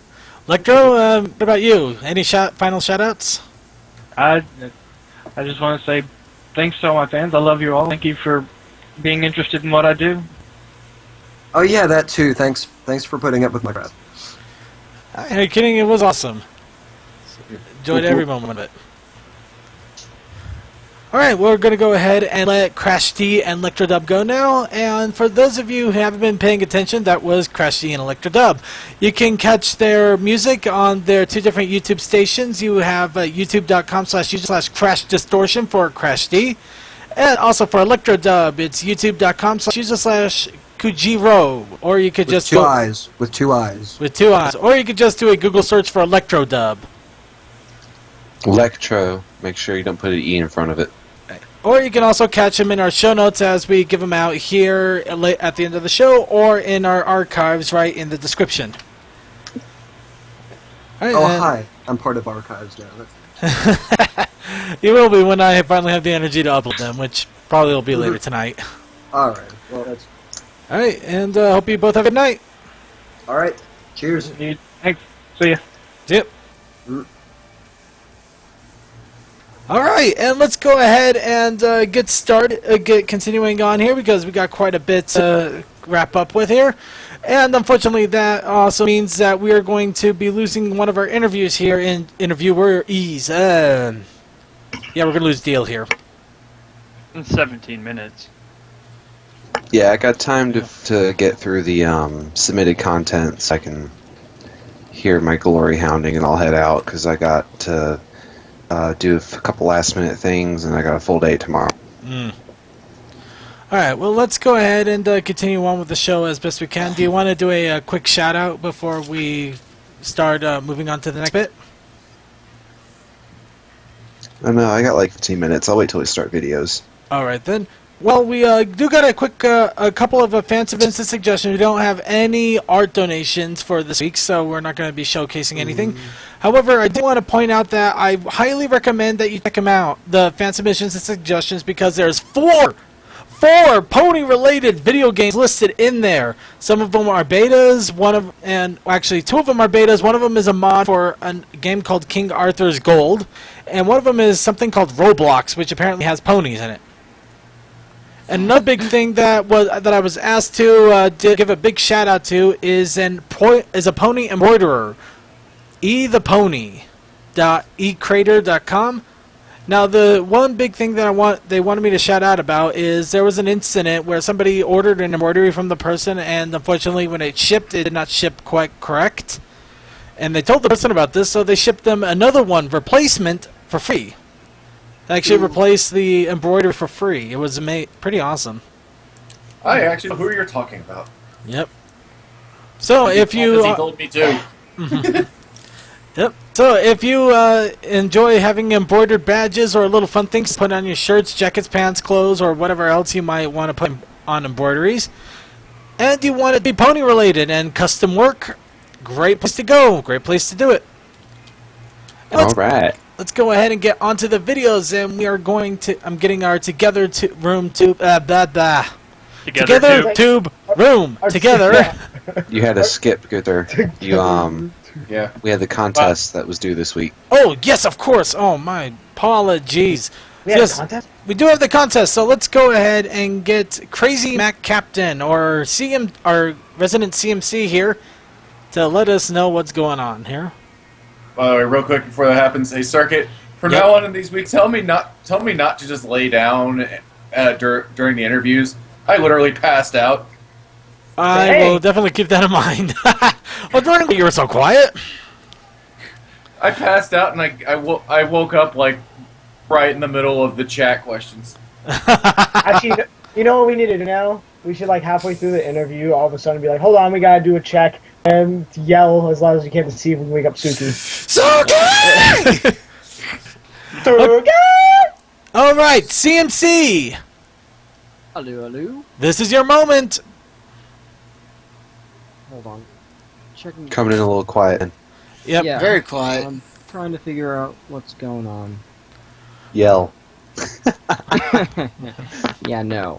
I'll just move the mic closer. That works too. So for this contest, we had 2 submissions. Work. We had Deals, which was played through the pre-show, and we had DRs, which came in late, but still good. So... have you had a chance to rate DRs yet? I have read DDRs and quite good. Any clear winner on this one yet, or is still going through a judging process?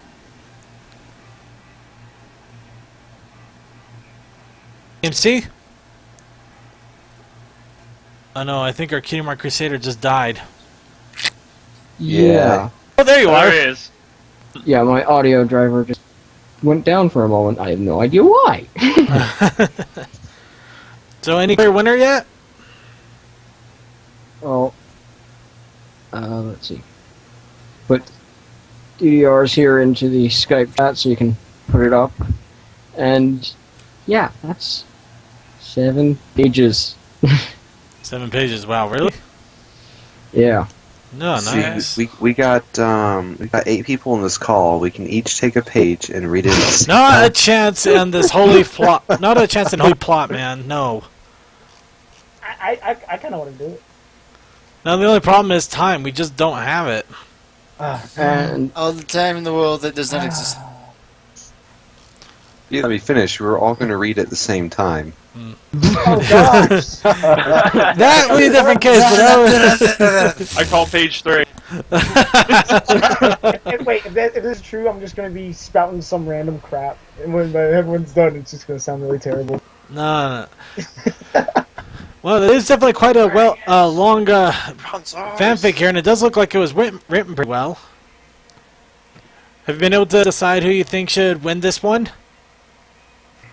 well, I think I just want to remind Deal that the prompt was traveling. Your Yes, only it was. form It of was- travel, your only form of travel that I remember from in there was, jumping on D-pad's back. Yes. Oh. One word prompt was traveling, but in the description you said, please write a story describing the show going to or trying to leave Bronycon, and the fic was about them trying to leave Bronycon until certain mythical creatures of lore showed up. So it technically followed the prompt as far as I can tell, but you are the judge, so we'll let you CMC? wait. Well, I was hoping to get the entire crew just stuffed into a little clown car out of all this. I would be driving that clown car, anyways.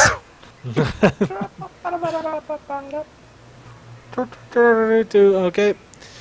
But yeah, so CMC, is he right? Did you actually say them trying to go or leave Bronycon? I had stated, with Bronycon right around the corner, how are the hosts getting there or getting back? You might have got one. He's got you there. Technicality. Well, Gotcha by the balls. Alright. So I didn't really follow the prompt, and the other person was a late submission, so no winner this week? Or extended. I don't know.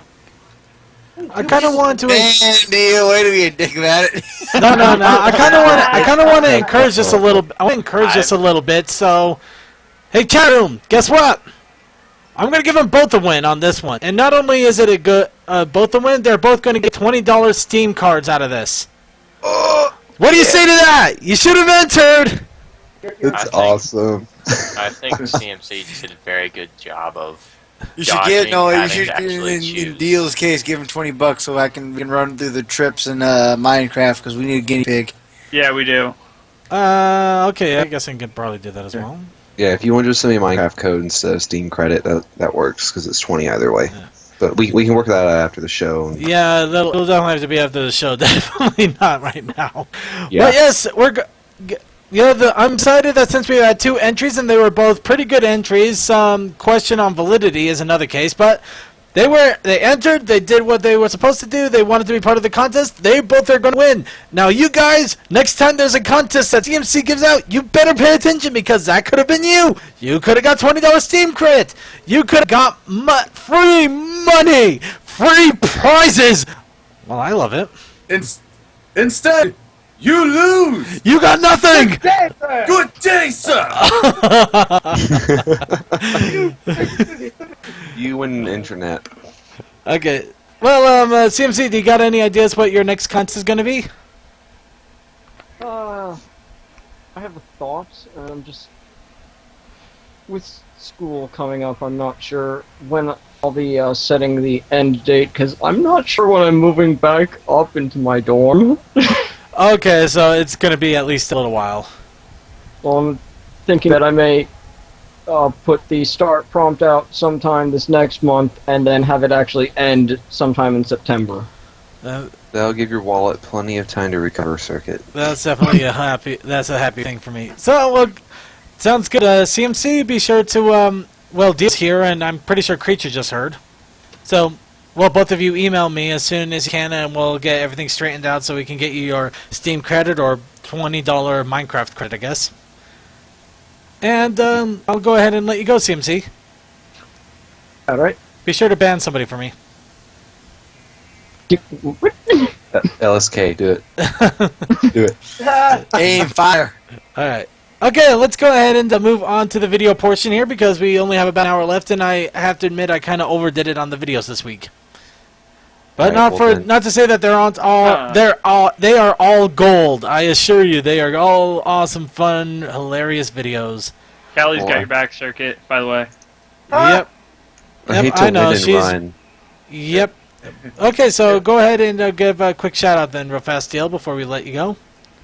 Let's see. Shouts out to all you guys that are going to BronyCon. I look forward to meeting you there if you get a chance to go. And shouts out to Color Spectrum. She had a birthday this week, and I did a little stream for her, I believe. I'm kind of a brain fart. It may have been last week. Goodness.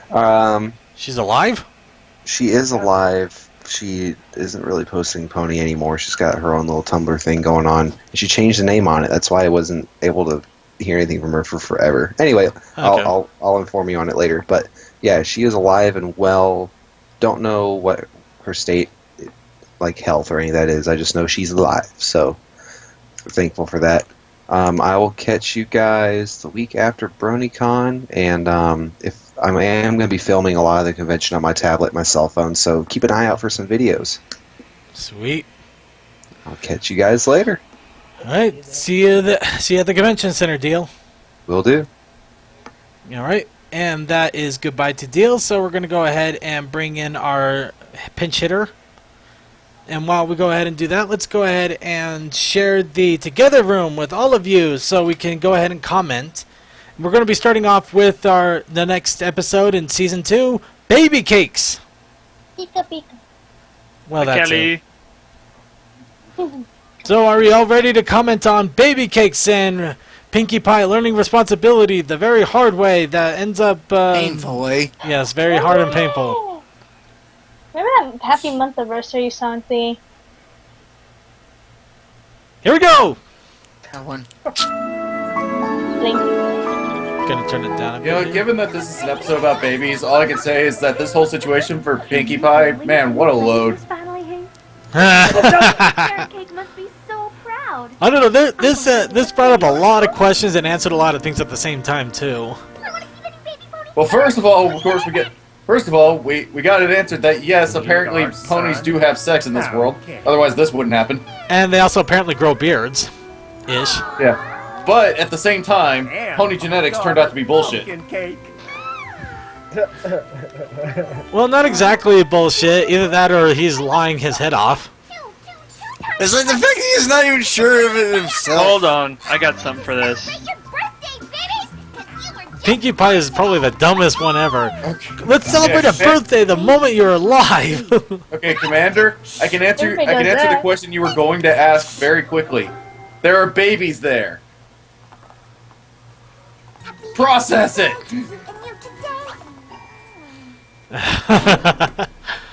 Now, how in thunderation is one of them twins a Pegasus? And I the have to other go one through my pictures to find this. Easy. My great-great-great-great-grandfather was a unicorn, and Cupcake's great-aunt, second cousin twice removed, was a Pegasus.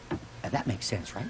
I still love that. Look at shifty eyes, dude. That makes sense, right? And be careful. He's so in denial. Someone's sleeping somewhere, and it's either you or her, and it's likely her, considering the children. Your candles, which is easy, because there are 0 candles. You are 0 years old. Either that or somebody's got an interesting paternity that they don't know about. It may not be them. Maybe his grandmother was a bit of a swinger, and he's actually got Pegasus descent in him somewhere.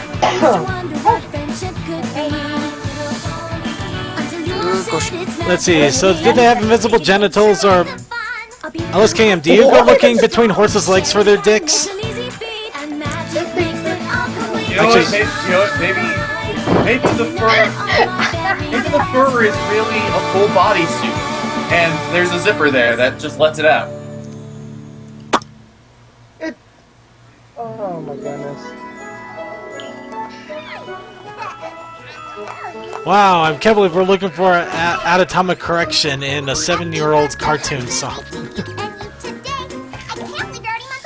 Well, Well, what do you expect from this chat? Or have people in this call? To be honest, this is pretty much exactly what I expect. Yes, play with the babies and. Are you ready for your favorite game in the whole wide world? Where's Pinkie Pie? There you go. Something I found on the internet. Where's Pinkie Pie? That's a scary thought. Eh. Where's Don't worry, it's not. It's safe. It's safe. Trust me. I don't trust him. I don't trust him. I'm sorry, Jimmy. Trust me. I'll tell you if it's I'll porn. verify that it's safe. Who needs It's a safe. diaper change? Don't worry, they're fine. Is it stupid? Who needs a diaper change? Oh, dear world! I think And- it's describing and here's the a- genetics. Yeah, it's describing the genetics for the ponies here, actually. Yeah, by the way, that moment right there makes me realize how much I'd rather be a unicorn in this world for that. Yeah. A unicorn or single? Is any pony hungry? Oh, Paps is playing. I'm on it. Is anybody hungry? Nah, you don't have to feed me. Who McKinkin? He washes his hooves, but he didn't do anything with his hooves except. Yeah. It was all his mouth. Okay, my phone has exploded. Time to kill Give it. that man some freaking mouthwash. No, you see, Pinky, the babies need to be burnt. You see, Pinky, you're a moron. Holy crap, I think my phone has exploded. Who wants to play again? You need too many text messages. Yes, too many texts from hot girls. Fuck yeah, babe. By the way, I like how after only a month, Pound Cake can apparently do diving kicks. I find it more interesting that you name these kids and they pretty much take after their characteristics. Why in the world would you name them Pound Cake of all things? You're just asking for Pound Cake! You're just asking for them to start punching That's things what I'm randomly. wondering. Pound cake. Or worse, yeah, you know, you get a, if you get a unicorn and you name her Cloud Clear, it's like, what the hell are you doing to this kid? Yeah, at least it wasn't, right? Can I have some pound cake? Just know that it could be worse. I don't know if it's about to be... Let's see, stop being such a player, get your dick out of the argument. You understand, don't you? Okay, oh, jeez, I can make one joke. Don't be mad at me for saying no! I have to finish this report for the princess. Because apparently Angel has priorities over a baby. Man, Twilight really needs a bulletin board. Babysit now? When there's a swarm of hungry caterpillars heading this way? I gotta get all these apples. Everybody but the last option. A very hungry caterpillar. The book will never be read here. Why? No, but apparently it's a horror novel in Equestria. Yes. Question, why would they go to Rainbow Dash? Seriously. Because they're desperate. As is a bad idea. Yeah, notice that she was the last option, or well, never mind, she was second to last. Okay, Rarity is hilarious. She doesn't even give a reason. She just says no. She's just like, oh, babies? Why would I want those? I heard to do a Sweetie Belle. I'm not dealing with this. One of them. Babysit for us. I don't know. I'll have to check my schedule.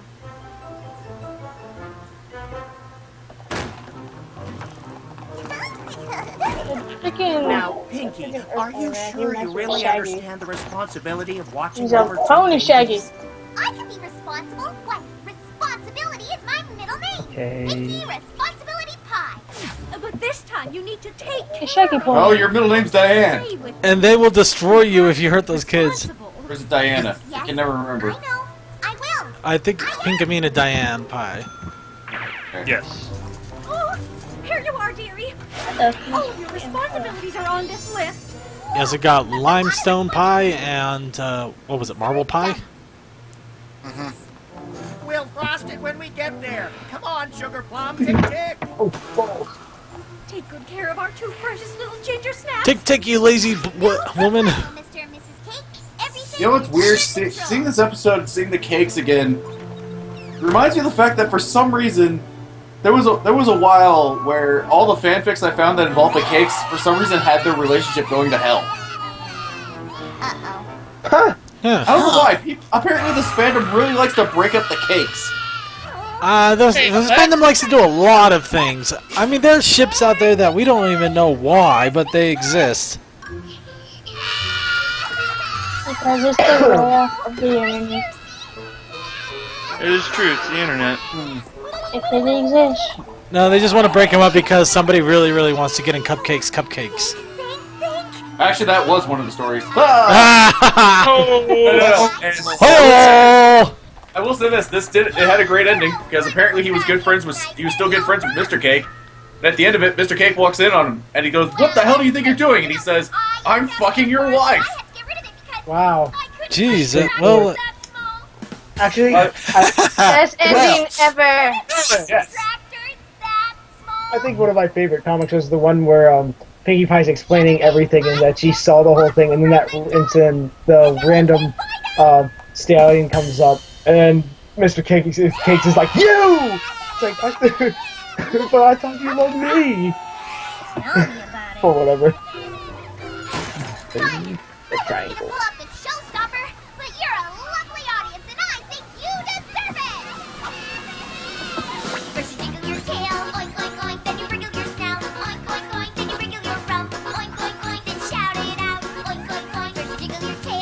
I have to feel like I feel like those kids sing that. It's like, what? You know, out of all the songs written for this show, I'm pretty sure this is the most dartboard song out of all of them. And what I mean by that is basically Daniel Ingram sat there, realized he needed a random song for Piggy to sing, threw a dart at a board, and got pigs. No, they probably just saw the early renditions of that weird plushie we saw. It's like, Pinkie Pie!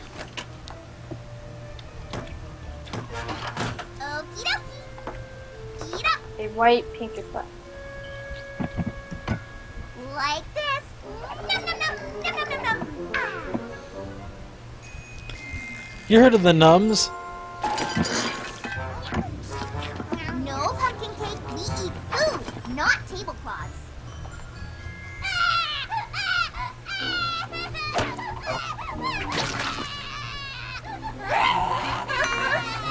Hey guys, look at me! Hey, Pound, you know what? That was your own fault. Yeah, that was your own problem. You had to pound the bowl. Doesn't matter, you're still gonna cry about it. That's how young children are. I don't care how young these kids are. They gotta learn their own responsibility. Gotta own up to their own mistakes. Crying is all they know what to do. Kids and flour, they work so well. I'm surprised at 1 month old they're already running around like that, though. Yeah. Wait a minute. He's supposed to be wearing diapers. Dude, we can't be showing this! Yes, we can. No, this is like bad. Dude, those kids are not properly covered. No, all we just gotta do is make sure that they don't suddenly feel the call of nature, or else we got a problem. Look guys, bubbles!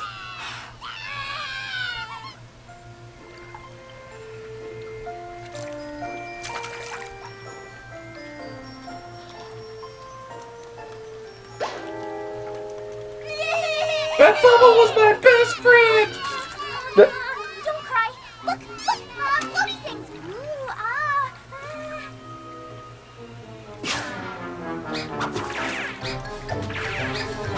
She killed her own friend.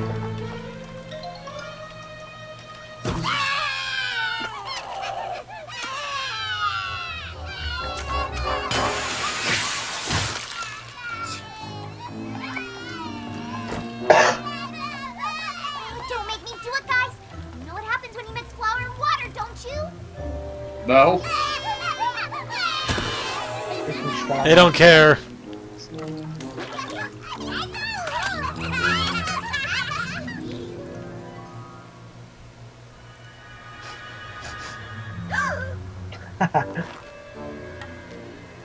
Yeah, maybe. Sounds like somebody needs me to change you either diaper wiper right now. Wow.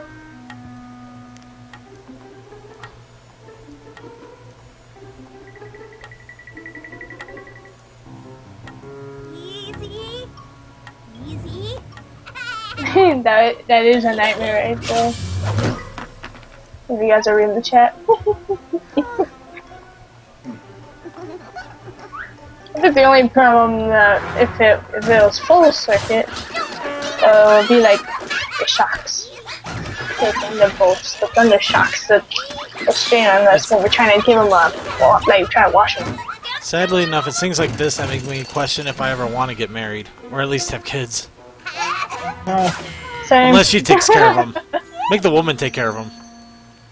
Thank goodness they're home. They'll destroy you. Hi. I finished up the work I had to do, so I thought I'd stop by and see if you needed any help. That's pretty much what's happening to my sister right now. Lol. I can't begin to tell you what my day has been like. I mean, these babies just won't listen to reason. And don't even get me started on their taste and Hey, it's Toy Bitch.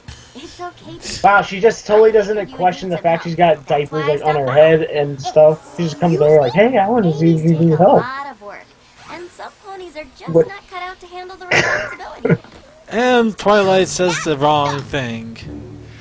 Well, thanks for stopping by, Twilight. Sorry, I don't have time to visit. I'm very, very busy with my My mind is just like dignified at this moment. I'm happy to help. It's no trouble. It's funny how oblivious she is to how Pinky takes it. Maybe because I haven't handled things She's trying to be smart, but she's a dumbass. Well, I It's Pinky. on my own. It's good. It's Twilight. It's both. Pretty much. Well, I can't blame Pinky because she's all Looney Tunes.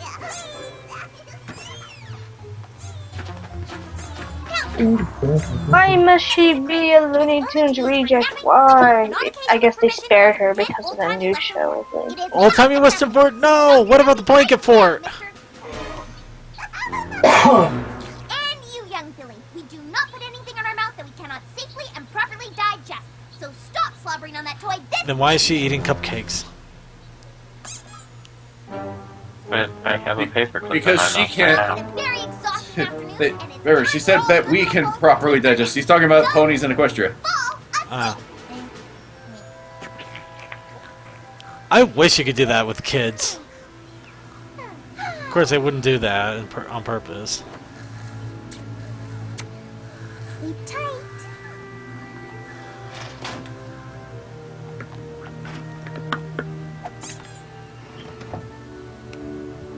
Now that's what I call handling things. Pinkie Pie is smug for 3 seconds.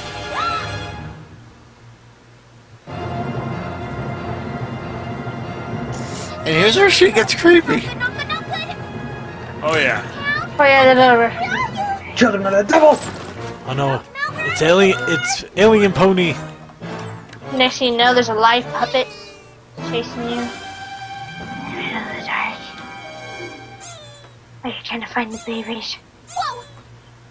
Welcome to Goosebumps. Be a good little girl now, Pumpkin Wumpkin, and stay in your grip for your pal, Pinky Winky. At least she didn't turn Pinky Mutant at this moment.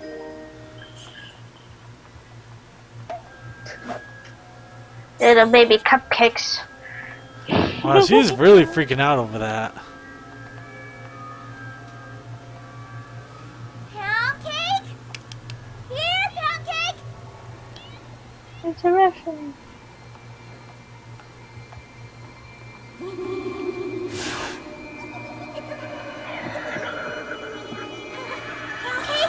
Are you afraid of the dark? That show. Tales from the crib. Lies of the Goosebumps. Yes. Oh, the puns. Lies of the Living Dummy. I hear Tales from the Crib and I think of like Tales from the Crib, you know? Tales from my crib. I was like walking out and then she had a rubber chicken in her mouth, you know, and then all of a sudden, boom, it just curls up on the ceiling. I felt really bad. I felt really bad for Scootaloo at this point, just because Pound Cake can fly and he's only 1 month old. Yeah. I think it's like. That's what they're gonna And- make the little real ass ribbon for And you. also, the other one has powerful enough magic to make themselves float when most unicorns can't do Well, that. for that, Oh, they well, did say Sweet That one Vest, was explained. she doesn't. they said it's bursts of magic for them, and you know what? Probably Pegasus have like a knack for like being able to fly and just random bursts as well, or like they have their instances where they can, but not all the time. No. She really has a big mouth, though. Responsible one, and I said no. She practically inhales the head of that monkey. Probably not how big her mouth. Nah, I'm not even gonna go there. Don't. Da da da da da. No. I'm not going there. Don't say a word. Don't say a word. Let's see. You wish you could touch this guy? I believe he can fly. I believe he. Well, he can touch the ground somewhat. Actually, razzleberry is a good pie. Have you ever tried it? Wait, what? Wait, what? Razzleberry. I didn't know razzleberry Never was a heard real of it. berry. It's actually a real berry pie. It's legit out you'll need. It's legit. I might have to Google this sometime. I'm surprised that they chose razzleberry. I mean, they could have gone with like a typical strawberry, blueberry, apple. It was like razzleberry. Oh wow. Salvation. Okay, now Yeah. now I'm just Pinky's fine with losing it.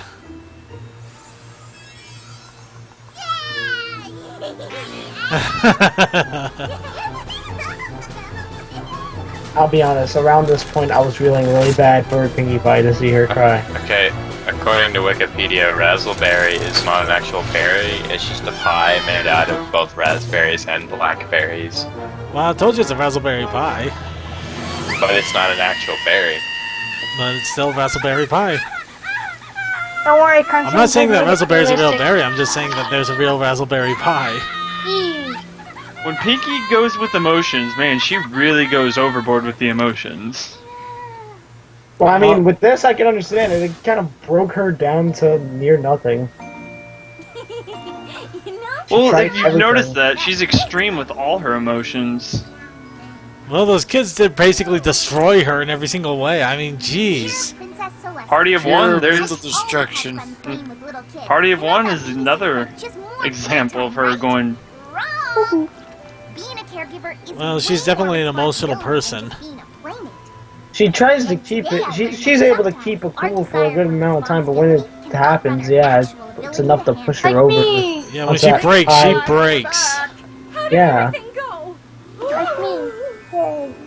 Most of the time, she doesn't care though. Yeah, she just enjoys herself too much. So yeah, that's kind of the funny thing about that. Okay, like for real. What? Pinky's just like, luckily I got the situation under control with just enough time to clean. To where it looks like I was fine the entire time. Good luck. Would you be interested in becoming our go-to babysitter on a permanent basis? Wow. Let me check my schedule. Let's scare the crap out of her forever. Should be available a week from. Huh.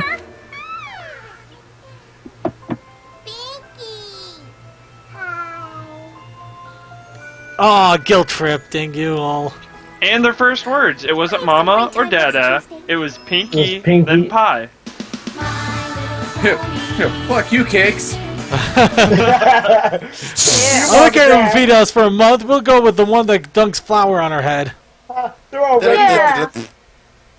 Alright, let's go ahead and move on to the next little bit here. As soon as somebody answers a ringing phone. Bring, bring, bring. Alright, now here's an animatic that... Banana phone. Sorry. Yeah.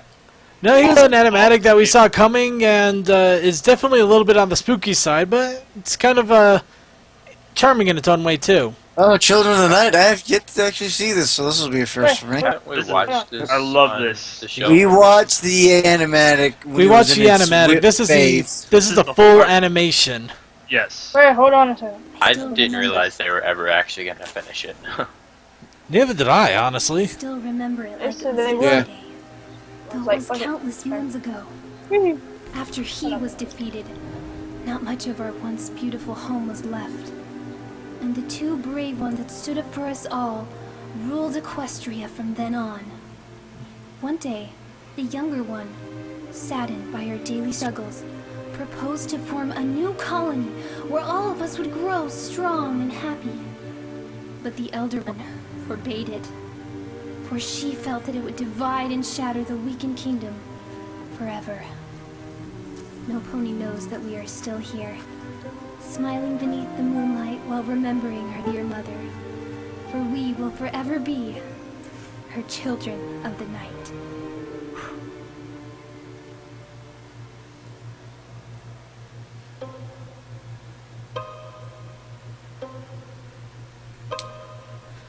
Come, little children, I'll take thee away into a land of enchantment. Come, little children, the time's come to play here in my garden of shadows.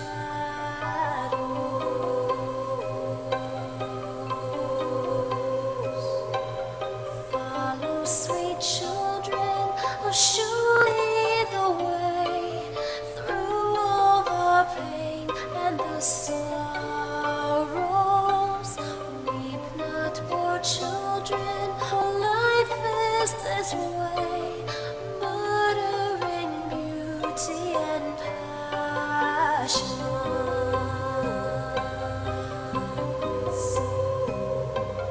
Hush now, dear children, it must be this way, to weary of life and deceptions. Rest now, my children, for soon we'll away into the calm and the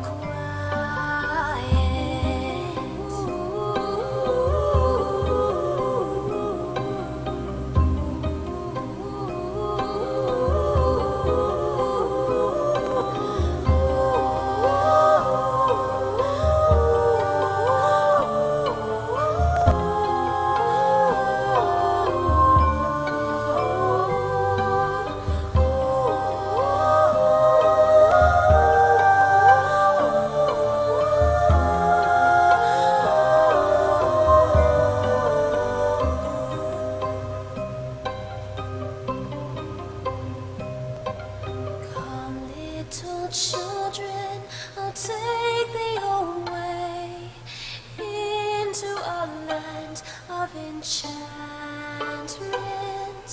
Come, little children, the time's come to play here in my garden of shadows.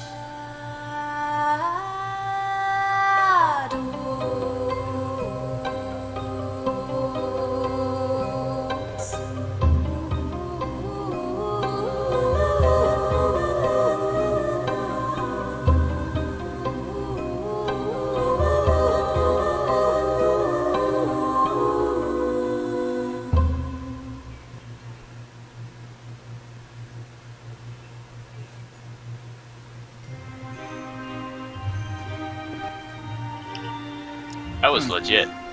Yeah. That was pretty legit. That's actually see the finished picture. Yeah. I'm glad that I can associate that song to anything other than Three Wishes now. Three Wishes? No. Hocus Pocus. Okay. Yeah. Yeah, dude. I'm still kind of curious if one of them's like. That was too horrible movie, but yeah, it's old. For some reason, I keep trying to think. I swear to God, that animation makes me think of another of an actual like animated feature. For some reason, it just won't come to mind. Okay.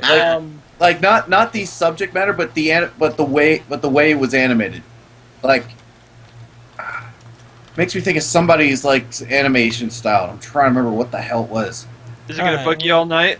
Anyway, let's just to give a quick history on what the song's all about. Vaguely Creepy actually posted it here real fast.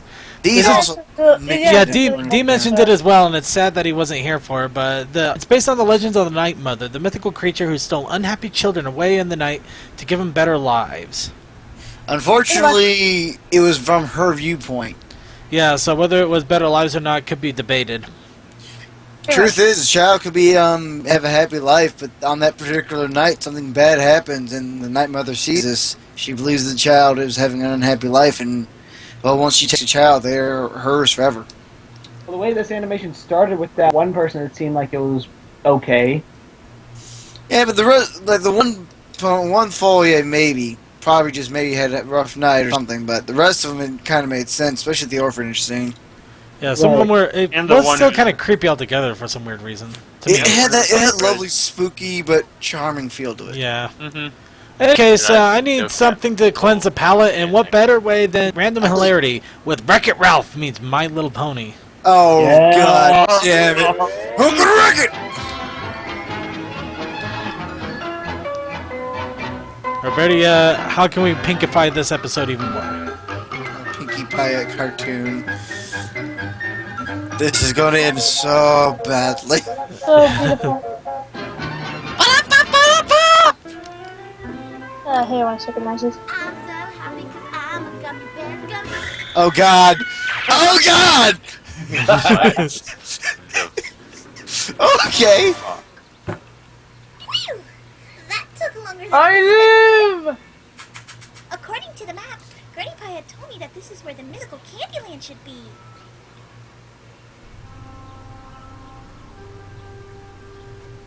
Oh.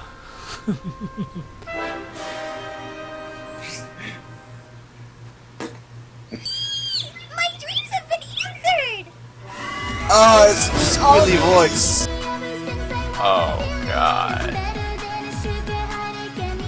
I have to admit, this song was awesome. Oh, God.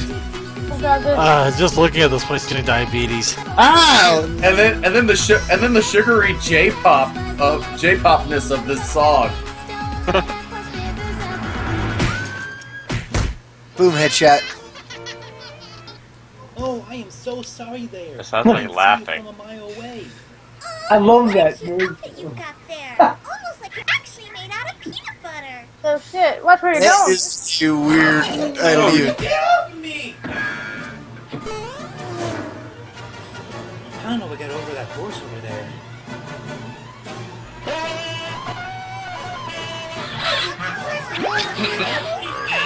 What in the hell are you watching?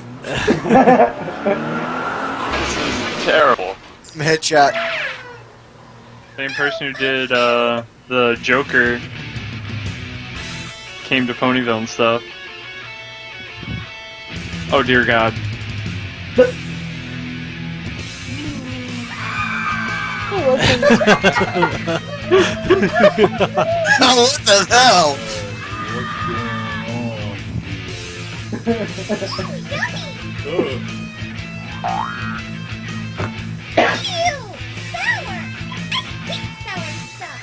I've been violated again. Sorry, Pepsi. Oh, what the hell? That was a 100 scream. Penelope, horse attacking, danger, pink! Take it easy there, Ted. What's your problem? A pink horse with a serious appetite is vandalizing everything in Sugar Rush! You can't be serious. How can a horse be that dangerous? Yeah. Oh, God. Stop all this. Hey! Listen here, Diaper Rash. As president of this lay, I command you stop this nonsense right now! Otherwise they'll get the best of you!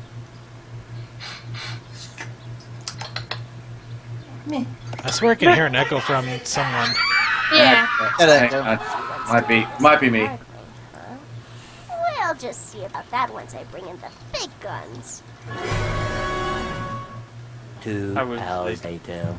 So, Oh, Lord. what's the problem you're having again, Penelope? I've told That's probably the you, only good thing that's came a out of horse just SpongeBob. happens to show up and starts causing The mayhem time lapse. upon Sugar Rush. Did I fix it? Yeah, I'm not hearing it as much now. Really? It doesn't seem to cause any harm. Look around, you stink brain. She ate all the devil dogs. She ate them all. She ate the. Oh, I see. Don't worry, Penelope. I'll put an end to this. That's a weird thing. Now see here, you're causing major property damage to this land. Either you stop or I will stop you. Ew, icky smell.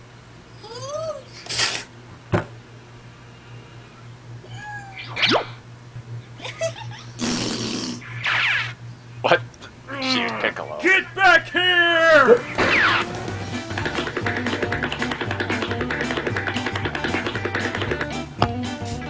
They said we're coming a mile away. Oh wait, I did. Hey!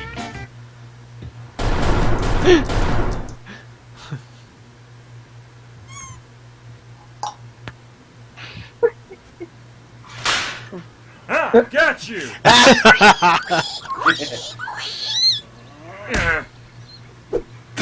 There, confetti! Oh, confetti.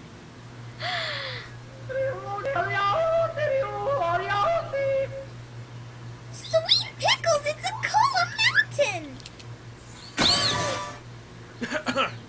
And then she What finds are out you it's a doing? diet. You were supposed to stop her. I'm sorry, but she's just out of control. Well, where's she at right now? I think she's heading up to Diet Cola Mountain right now. Ralph, I have an idea.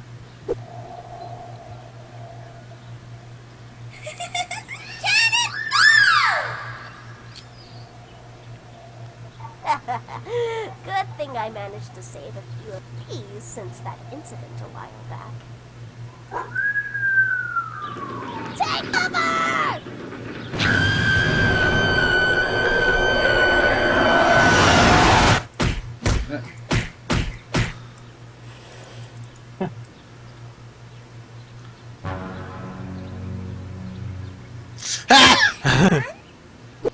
And then I said, that is so not 20% cooler. Does this belong to you? Yeah? She is forever banished to ever step foot in Sugar Rush. Pinkie Pie, could you explain to me what the hay just happened? Oh, my Celestia, Dashi! I found this wonderful place that is made out of candy and...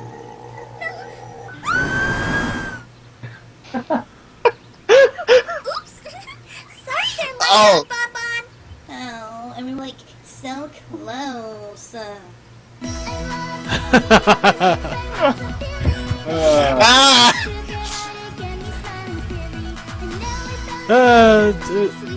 Can't wait to see the next one here. So let's see what the next one is. Crap. It's actually called Pinky Sugar Rush.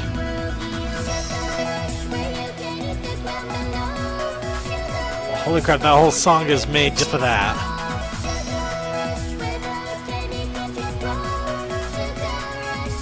Ah, they don't have any listed on what's next. Bummer. Okay, so... In fact, honestly, Wreck-It Ralph wasn't actually wasn't on that list of things that were going next, so... Yeah, so it looks like they're going to keep it going, which is freaking awesome. Yeah. And at least they're mixing... And I like that they're mixing it up now. Instead of having the people visiting Ponyville, the Ponyvillians visit the people too.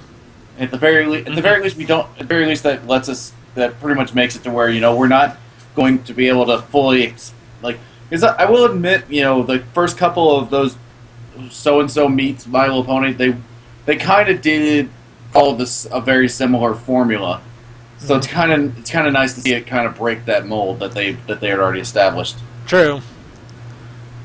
All right, let's go ahead and continue on here. Next thing is Elusive's Meltdown, or an Rule 63 dub of the Meltdown of Rarity. You'll see why I brought this on here.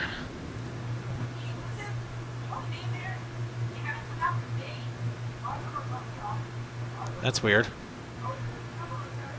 Hold on, mine doesn't have any audio on it for some weird reason. That's weird. I'm hearing it. I used to be respected. I made tuxedos, swaggerlicious tuxedos. Hey, Shockfart, could you make me leader again? Laughing at me. I've become a laughing stock. Wait, when did I become leader? Man, I reloaded. You're not a laughing stock, Elusive. He kind of is. Okay, we're gonna restart it real fast. Elusive? You okay pretty there? good. You Yeah, that was. I'm never coming out. I don't want to show my face in Ponyville ever again! I used to be some pony.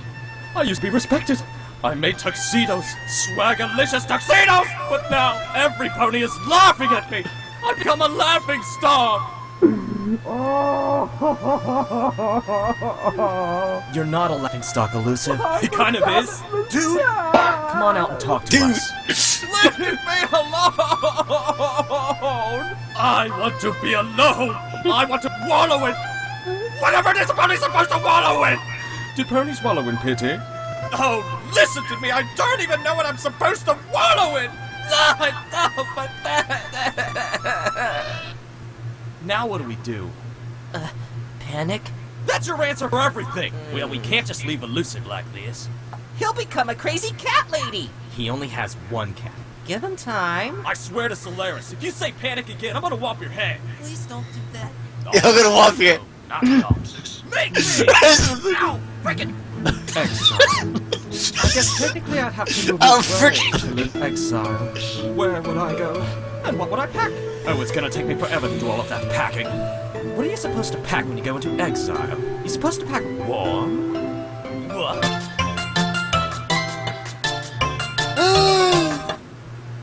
Okay, let's go ahead and go on to the next one. That's cheeky there at the end. That's what it shows the guy can do different voices. Yep. Next, we Transformers Beast Prime Hunters. What in the what? You'll see. You'll see. What the fuck? I don't even. I fucking. And now it's time for Ask Megatron. Andrea G asks, "What do you do for vacation time?" When I get vacation, I enjoy the dark side of Pluto. It's so peaceful it allows me to concentrate on my favorite hobby, watercolors. Transformers Prime Beast Hunters, all new Fridays at 7:30 Eastern, 4:30 Pacific, only on the Hub. God damn it, Megatron. So wait. So is Rainbow Dash most evil pony now? Well, either that or most painted pony. I don't know who strikes you as Starscream amongst the MLP crew. All right, let's go ahead and move on to the next one here. Pony distractions. This is a warning. Unfortunately, I couldn't do the other TF2 video that Blank gave me, aside from random fun. But that's pretty fucking funny. Okay, it's an awesome video. It had even one pony in that. I would be more than happy to throw it in there. But this one does. TF2 warning for you all. I can probably find you. Listen.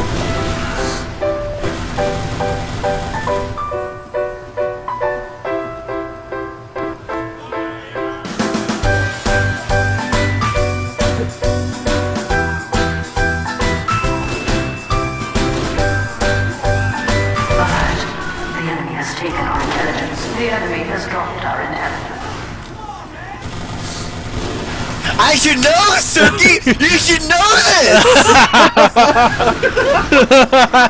Wow. Suki knows it definitely because you were the victim of this.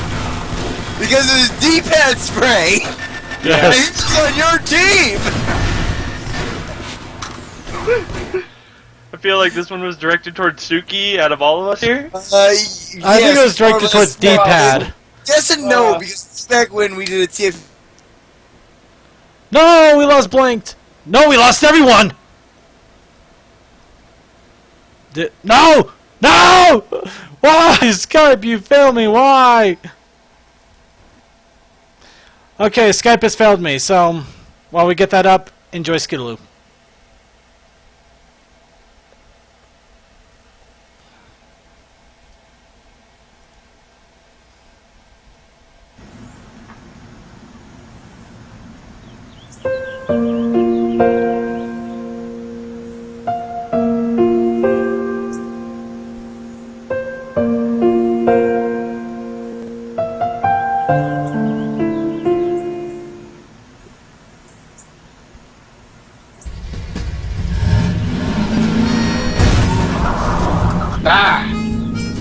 Yeah.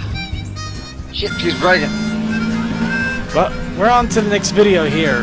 Hidden Happiness I really need to figure out how to work SSJ.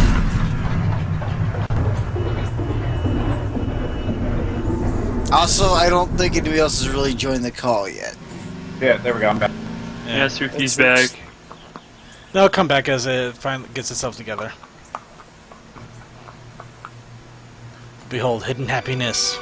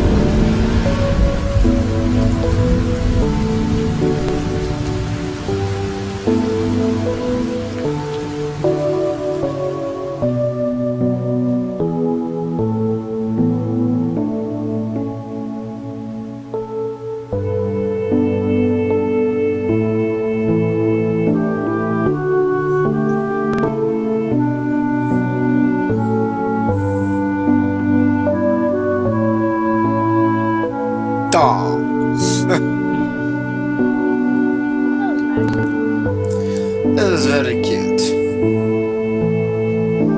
Yep. Feel it, dang it. I have feels. Right in the field. I'm not sure if feel because I'm very tired. Okay, quick recap. What I was saying earlier before the fucking call died. Way back when, did a stream. Suki saw porn. I stabbed Suki. Into the story. And I love the voice right after. God damn you, blanked! And you know what we're gonna have to do now? We're gonna have to wake up Suki, and we're gonna have to do it old school. As soon as this thing decides to start working right. Oh, dear God.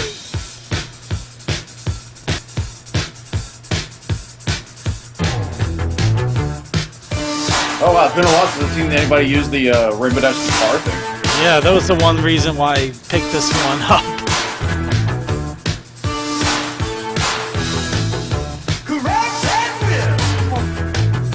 Give the pass left. Step her away. Break your mama's back. When a problem comes along, you must whip it before the cream sets out too long. You whip it when something's going wrong. You must whip it. Now whip it into shape.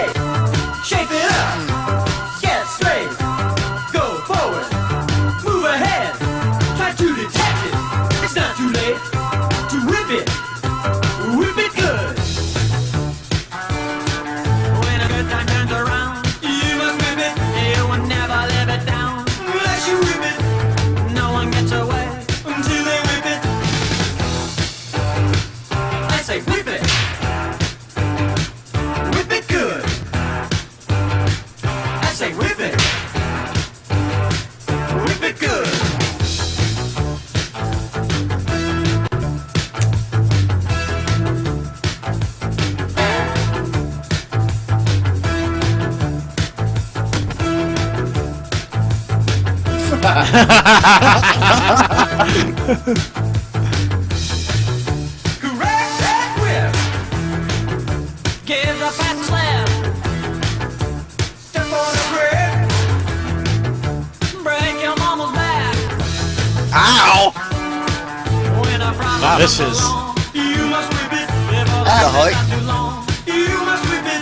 When something's going wrong, you must whip it. Now whip it. Chuckle though if we're up there and if I get the damn stream thing to work properly and play some fucking Prototype 2 when I'm up there. Try to detach it. It's not too late to whip it. Into And there's shape. clicking pink Shake it fire. out. Get straight. Go forward. Use my laptop if it doesn't work for yours. Try to detach it. Oh no, mine runs. It's just that To whip it. does not Go like whip full it good. screens.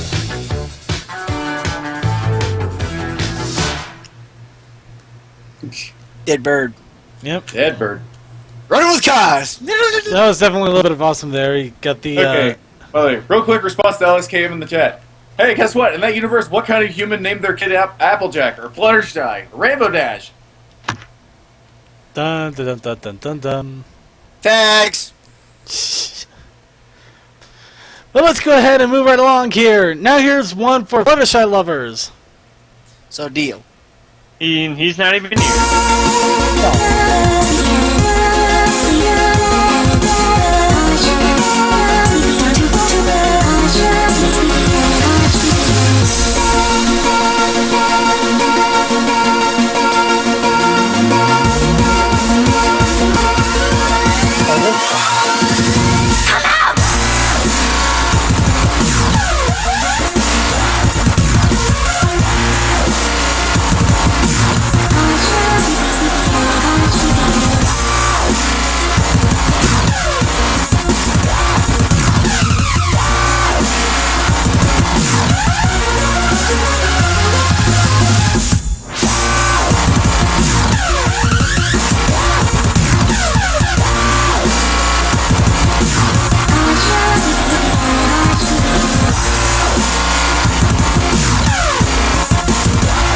That was quick. Real quick. Yeah, it's too bad Nice they little missed. headphones, though. Those are cool. Yeah. Nice little design. And now these are a couple that I added up right near the end, right between after I finished the notes and today, because they were just too good to pass up and wait until not next week but the week after. Oh god, you did add this one. It had to be done. So let's go ahead and enjoy it. What did you do? I just saw Sims. Ah! The sad part is this is all familiar to me in every single way. I played too Oh, much Sims apparently. Same here. Same here, Circuit.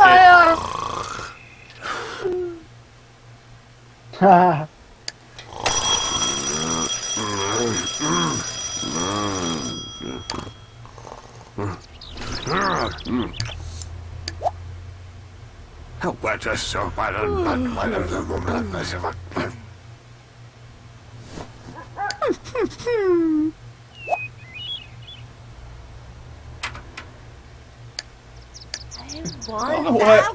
I don't know why I like it so much when I guess Hoobs has to use the toilet just because he sounds like a damn dog whining.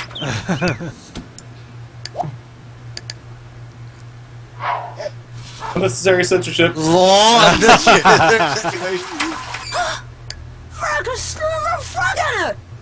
Oh, you vermin!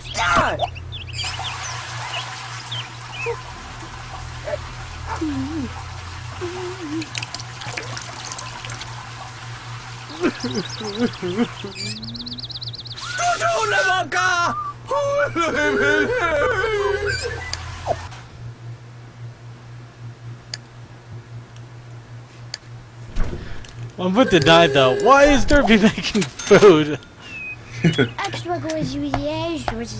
No, see, he can't go to work like that. Don't you know you lose money for being a stinky agent? Well, not only that, I already have to deal with it. I don't want to have my own Sims deal with it.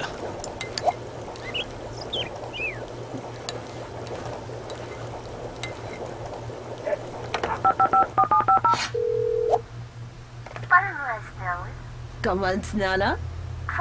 You derpy walked right through it.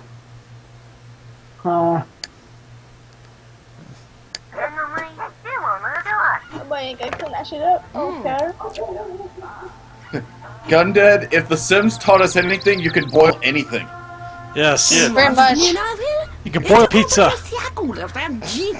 Hell, you bake spaghetti. Well, okay. You bake spaghetti that's not meant to be baked.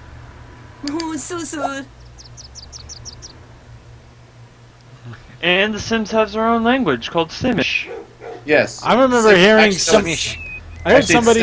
It's Simlish or something like that. I heard somebody complain because they thought they got the wrong version of Sims because it was another language. When they found out it was Simish, they were upset that it wasn't in English. So they returned their game. It was the most ridiculous thing I've ever heard. How dare not be in English? Hey, D. What's up? We're watching The Ponies. How gay. Actually, it's hilarious. Ponies suck.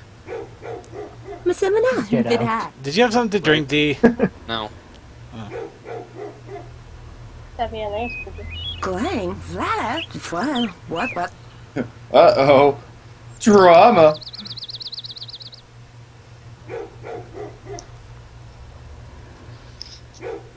Am I all watching The Sims? Yeah. Yes. It's called The Ponies. It can't go on one. Alright. Fucking Doctor Who's be late, he can time travel because he's fucking worthless.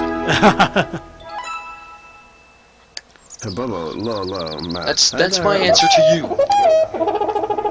No. Oh, yes. Welcome, friend and notice now. I really wish this was I love how conversations and arguments in The Sims never make any sense. Fresh. I don't know, there's some arguments that still don't make any sense to me. My mother is llama. Imply mother is llama. And then final command was slap. 8-9, 5-5, llama taboo. When I've won. I really hope we pan back to that later on. What are these two? Oh, we just will. playing chess? Oh. It's crossbow. And you just took all the pieces. It reminds me, I was watching something with Renegade, and one of the characters was so evil, he was playing chess with himself, and both of the sides were black.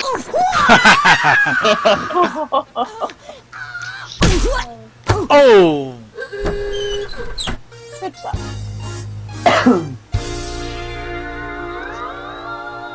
Yo, taking that bitch out. Hell yeah. And there we go. And finally, the last little video here, one that just recently got released over at the Flufflepuff Studios. Oh, Flufflepuff, all boxed up. I literally just watched this before the show. Because, like I said, it just barely got released, and like I said, I couldn't wait for a couple weeks for this one. Fluffy's going to Bronycon, you know? Yep. Gonna have to say hi to him.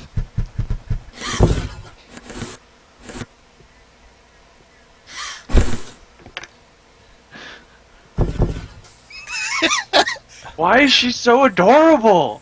Because it's a pony combined with a cat. Fluffy. It's perpetually happy pony combined with a cat, if you think about it. Hey girls, did you get the package earlier?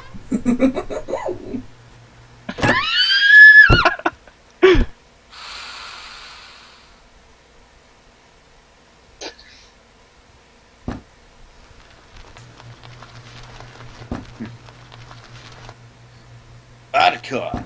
I'm approaching the target.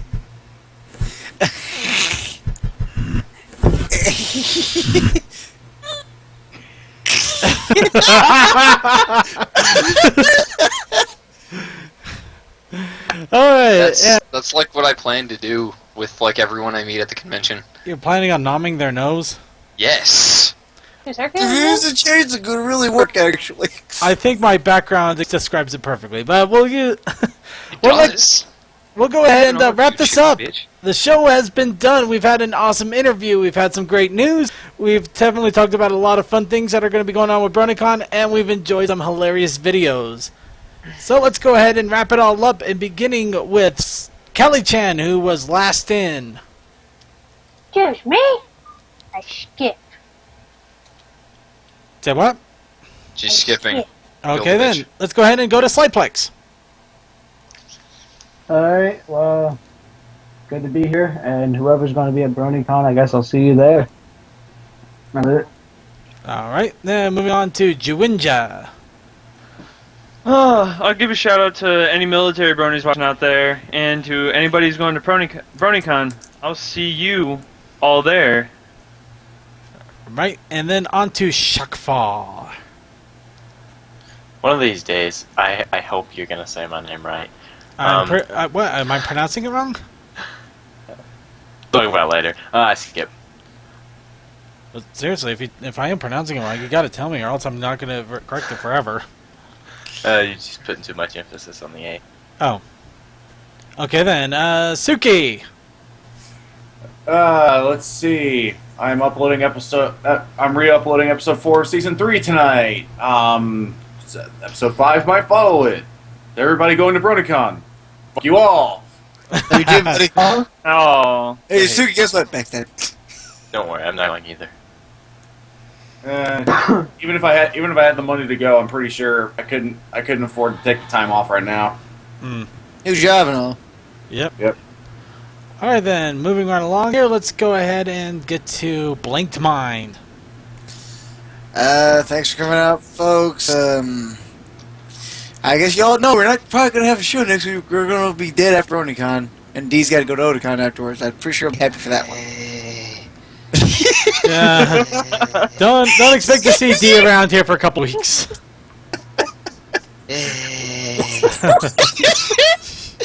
Oh, that was fun. Alright then. Like, no, I wasn't done yet, goddamn it. Shouts to my girl, shouts to any Texas Bronies. And he's like I said, likely there will be an equal. It might be 2 hours long, it might be just an hour long. I'll figure it out when that road, we come to that fucking bridge, road, whatever, impasse you want to call it, damn thing. Might do a let's play, maybe not. But until then, be safe, be safe, be living, hopefully, and think of some fucking ideas, people. I like giving things a draw, god damn it. And not just about you. Excuse me? Not about you. You got me, bro. Alright, then let's go ahead and move on to D-Pad. Yay. I thought you were going to skip me. Well, again, thanks for coming out. Sorry I wasn't around. I still have shit to do! But, yeah, obviously no interview next week because there's no show. After that, though, on the 12th is My Little Investigations. Then after that, we have Starry Crow of the Keen Crusaders Tumblr. And after that, we have Avante26. Maybe. He's kind of a dirty artist, but not extremely. We're gonna go through some hurdles with him. Oh boy. Funny. He's a cheeky thing. Yeah, something tells me I'm going to have to go through his artworks and set up He a doesn't list. have no, he's got a fair amount of dirty stuff. He's also got a fair amount of clean stuff. You'll find some things. No, I'm sure I'll Dude, find I would some love things. to be Makuta. I would make a great Makuta. Alright. Well, I believe that wraps up about everybody here, so let's go ahead and do the final shoutouts. Well, first off, I'd like to thank you all for joining us for another Brony Show. Remember that next week we will not be having the Brony Show because I probably won't even be getting back into town until slightly after 7 o'clock, let alone getting home at that time. And I'll probably be dead to the world anyway. But be sure to... I mean, shit, I'm going home at 8 that morning. You going home, what, 5 their time? Shit. Yeah, for 5 their time, so it's going to take me a while to get home. Yep. I'll love you the entire way. I'll take word for it. Any case, be sure to join us the week after next for the next Brony Show, and also be sure to keep an eye out for our Steam group, which is obviously the Brony Show. It's the best way to find out when we're doing little random events, such as finishing up Season 3 before BronyCon, and also maybe if we happen to get a decent internet connection, we might do some quick live streams on what's going on over at BronyCon when we're up between panels and doing insane stuff. That shouldn't be hard for me, because supposedly Joinja's room's going to have nice, good, comfy internet. Oh yeah, I'm gonna bet you and raid you. I'm definitely gonna raid you. Alright, raid me, I don't care. Yeah. In case, we also be sure to keep an eye out for Blanked Minds Inkwell and Let's Play this Wednesday. And also... Like I said, the Let's Play might be later on in the day, but I think we'll still be around 12 my time. Yep. And do you think you'll be doing one the next week as well? The one next week, Freewell, or you think the one on Monday that was kind of tossing up in the air? Oh, you were thinking of doing something on Monday? Maybe. Why the hell not? Because I'll be home at roughly 10 my time, and I'll give me enough time to take a nap and wear the fucking, say hi to the world instead of saying hi to the world like you are. Good point. Hey, I'd say go for it. If you could do it, go for it. But in any case, we'll keep posted. Keep yourself posted on the Steam group. Listen to Steam. Listen to Steam, and also we'll try to post it into other social networks as well, so all of you can enjoy the insanity as it goes.